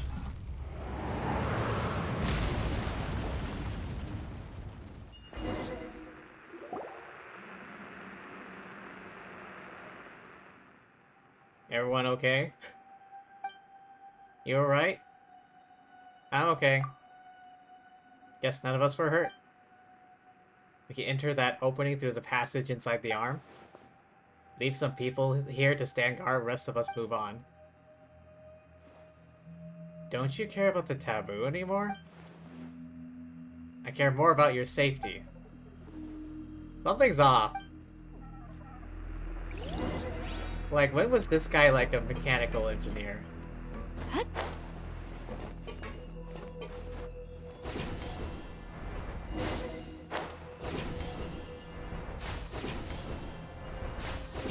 How convenient.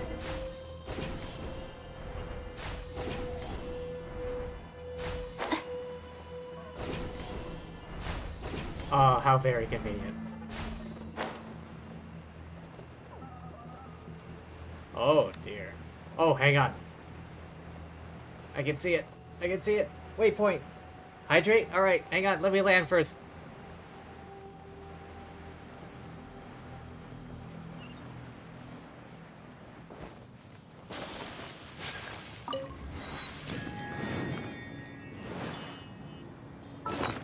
One moment.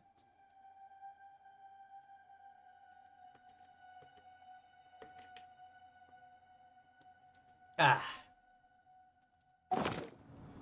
Alright. Run, run, run as fast as you can. Can't catch me. I am Kamisato Ayaka. Oh god, Ruin Grader.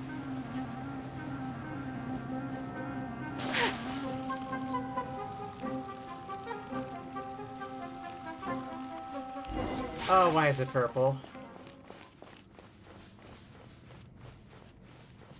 What was that? Sasa. Oh, The Scorpion. night is cold. Yeah.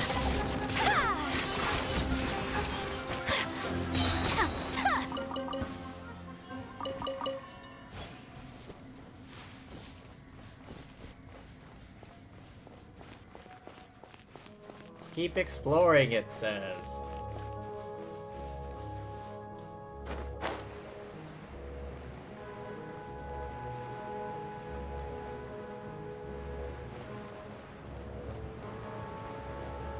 Alright. I guess we gotta activate this.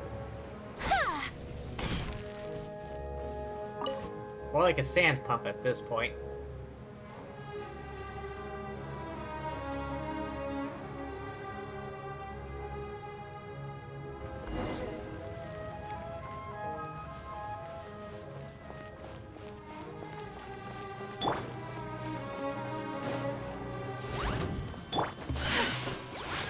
Take flight.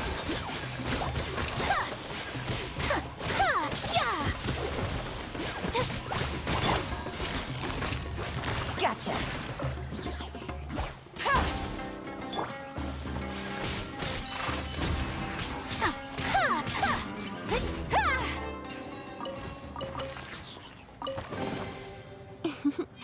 Today is a lucky day.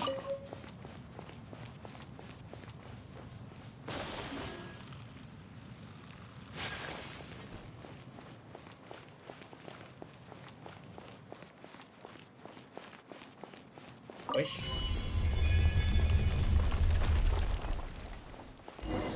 Of course, even more. Never will I be rid of these puzzles.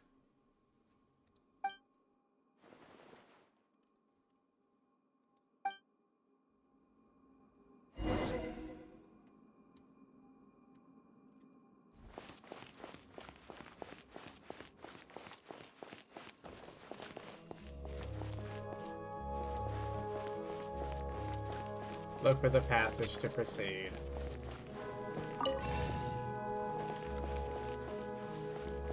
Alright, follow this glow cube.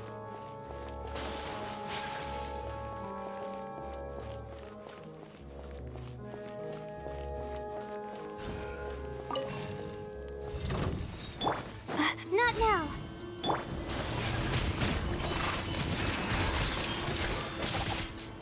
Yeah! Yeah! The night is cold.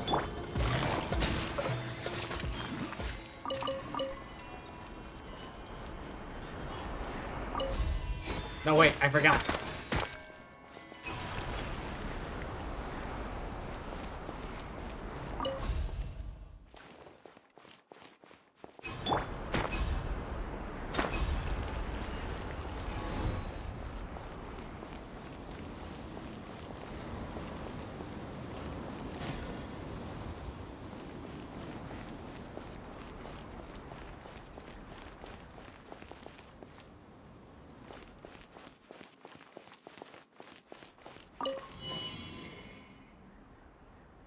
Ah.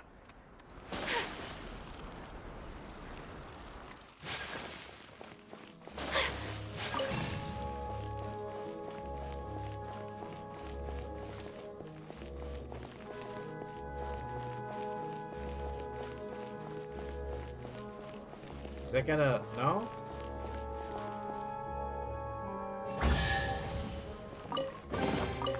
Collecting rare and exquisite treasures. Yes, this seems suitably sophisticated.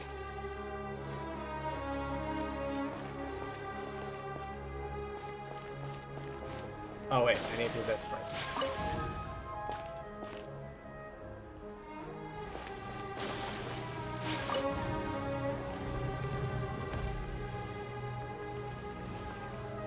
Alright.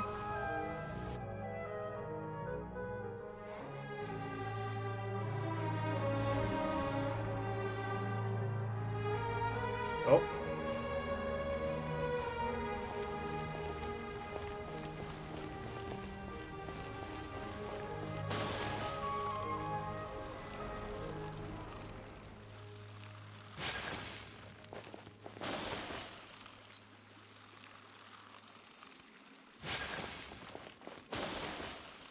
Ah, right here. What is this broken slab?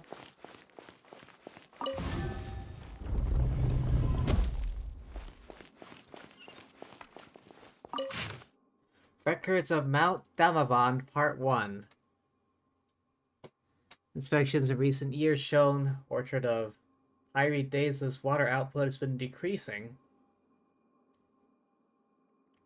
Outer oases are showing signs of shrinkage. Lady Ferriges, ever weaker, no longer actively responds to our calls. Aging machinery.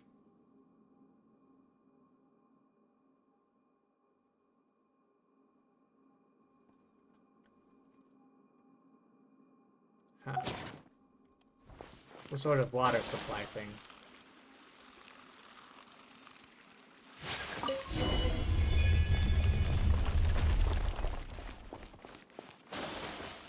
Why did the devs decide to give Sumeru so much underground room?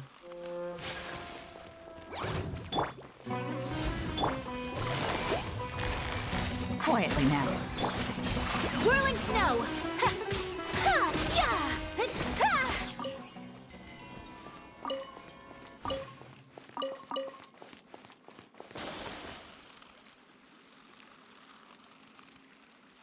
This was once a sacred place.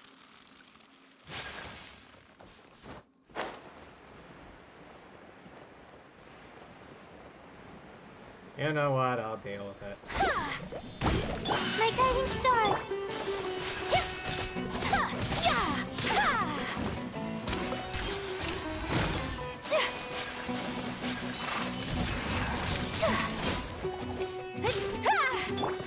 Busted.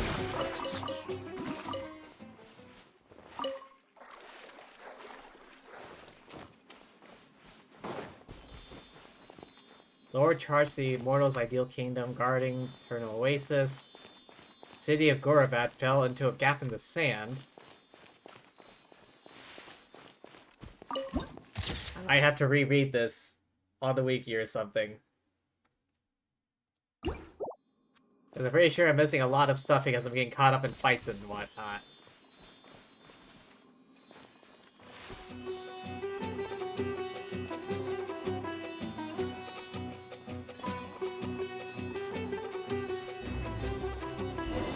Huh? Need to open up that gate up there next. Pipelines probably, okay. Seem completely broken.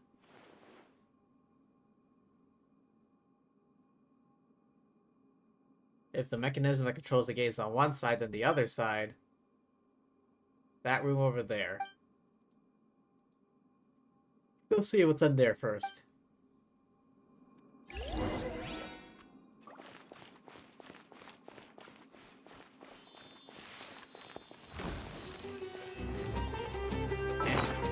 My hand is itchy.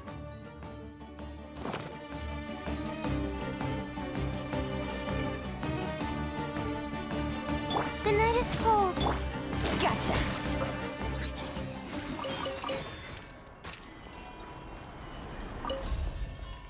Alright, gotta blow the sand out of the way.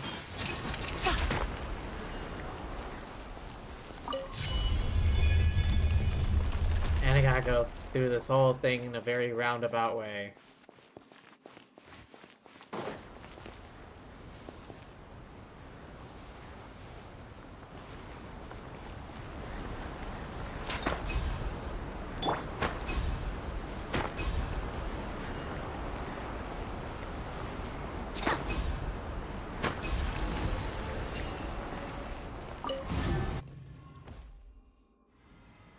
Okay, activated thing. Oh, going down?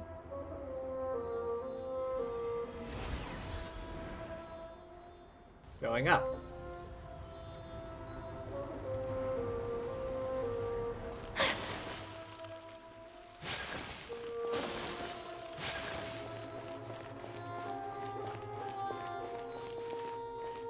Follow the ceiling. Fight the thing. Quietly now. My apologies.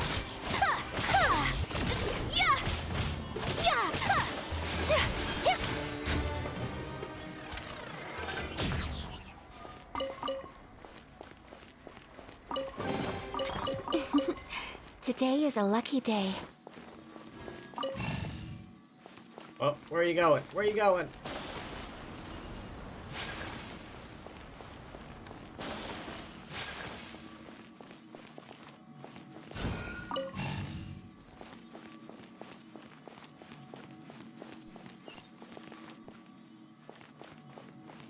Where is it going?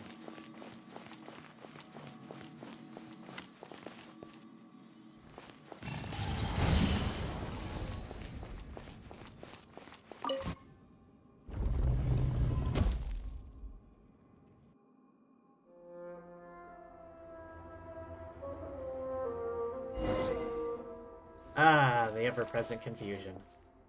Keep moving along the pipes. Records of Mount Damavand.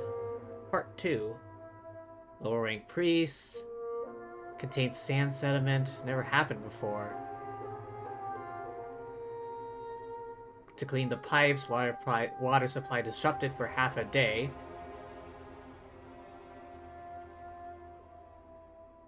After centuries of unmoving duty would do that to anyone, if not worse. Made her estimation of water supply system's lifespan cease functioning in 300 years. Only take blank years for the Oasis Canal system as it is today to become inoperable. Maintenance must be our utmost priority.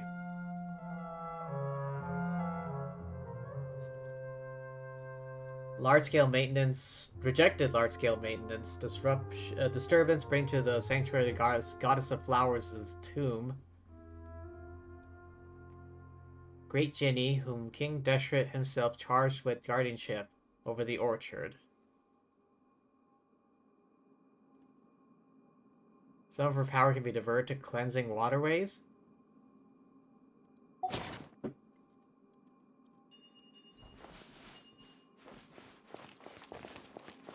think I need to head up here.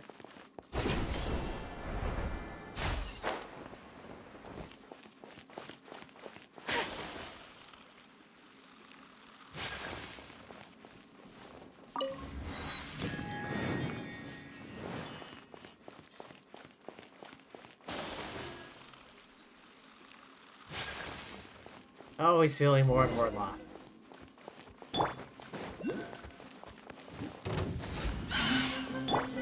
Gotcha. Take flight.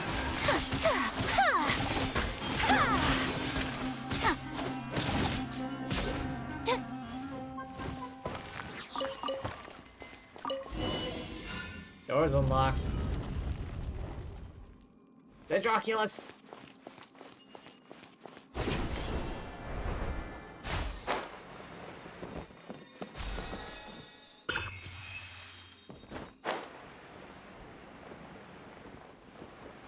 Oh, chest.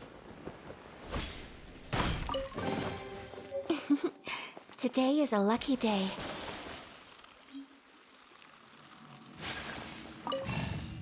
Ah, more bullshit.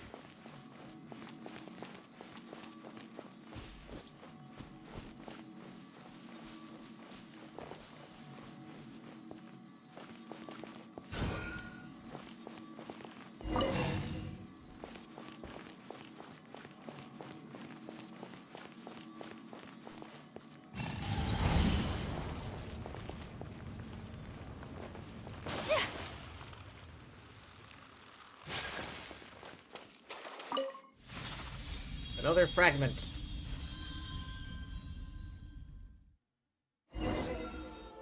More power. As the shard of light merges with Lilu Par's magic bottle, you feel a little of your own power being pulled away. Through the genie's entranced eyes, you see a ravenous shepherd boy and a bright red pomegranate. You see the pomegranate juice flowing freely, like the wine of tyrants, the infatuation of lovers, the fresh blood of innocent victims. You see the plump pomegranate being handed to the shepherd boy. Take a bite and use it to quench your thirst, but be careful to not let it burst in your hands. You okay? You suddenly froze up again. You wouldn't respond to anyone. You really scared us there. Do not fret, she is fine. I'll be fine. If you say so, Jet was also really worried about you. Apologies if my troubled memories bothered you. Thanks to your help, my power has been restored. Partly, in any case. Pomegranates, ah pomegranates. Sweet fruit made from the congealed blood of the victimized. Plump arrows burst from between your teeth, how the rich juice overflows from your lips.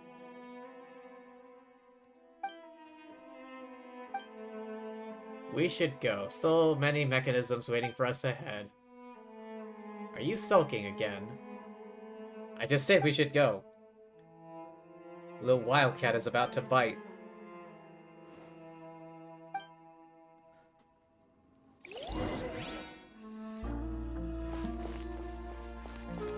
Jet's face was so red just now. It was not.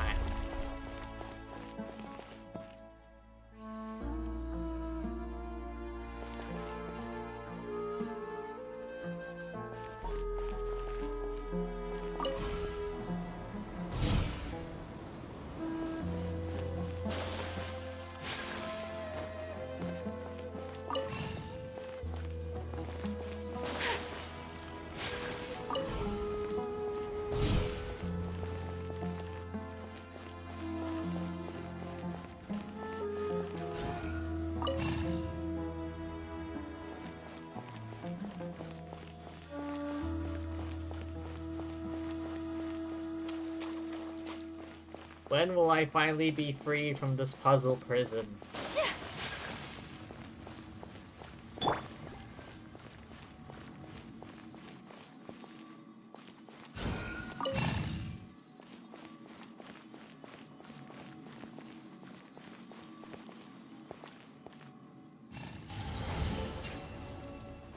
Push the button, quick.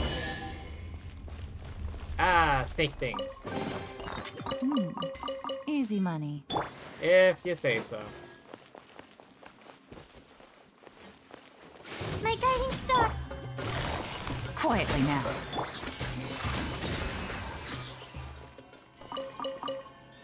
Oh yeah, we're wanting some more of this mystery meat.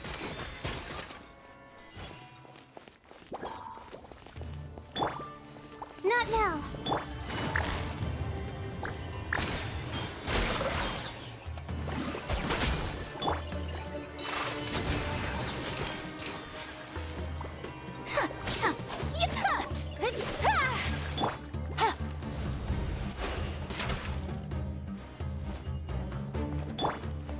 My apologies.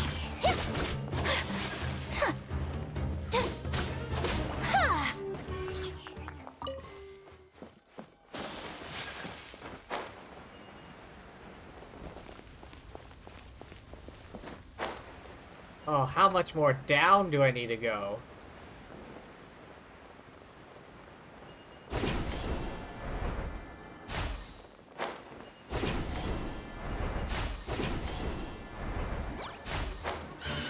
May as well. The night is cold. Gotcha. Whirling snow.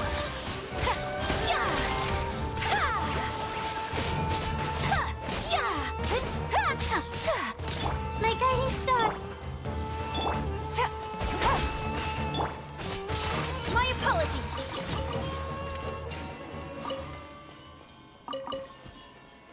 I don't imagine I'll ever come back down here after this is done. Today is a lucky day.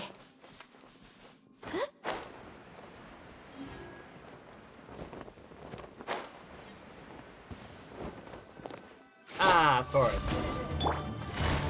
Busted.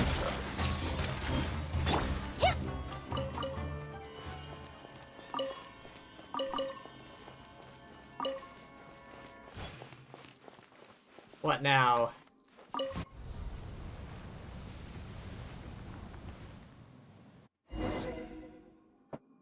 Quicksand is starting to flow.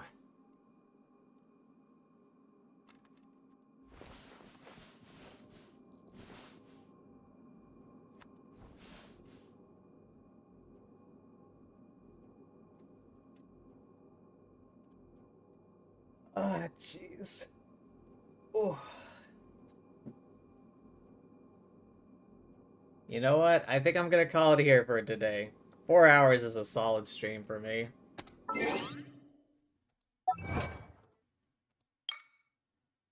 Be attacked by a Weenut for the first time.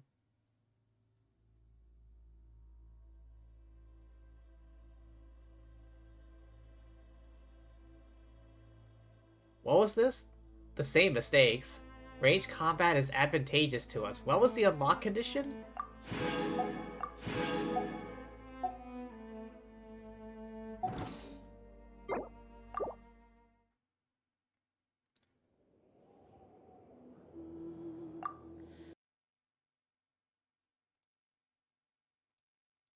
Alrighty. Well, I'm gonna call it here for today. Thank you everyone for stopping by. Hope y'all had fun. I know I did. But yeah, thanks for being here. Thank you to anyone watching the VOD. And thank you as always, lovely fortune tellers watching this before I stream. Alright, let's see who's on so I can raid. See you next week, Michael. Let's see.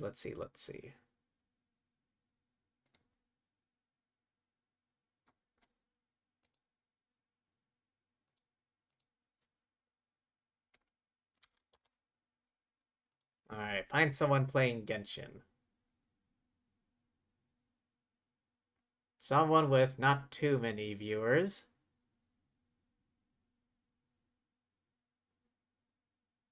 Farming materials for the lesbian who?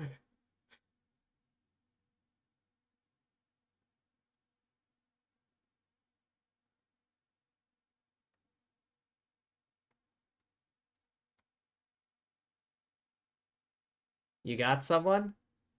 Alright, shoot.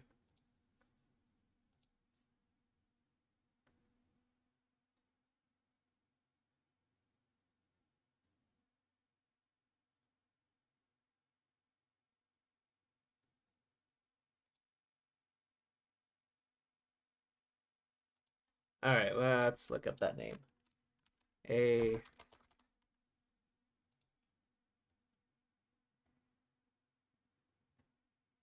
Ooh. Jackbox?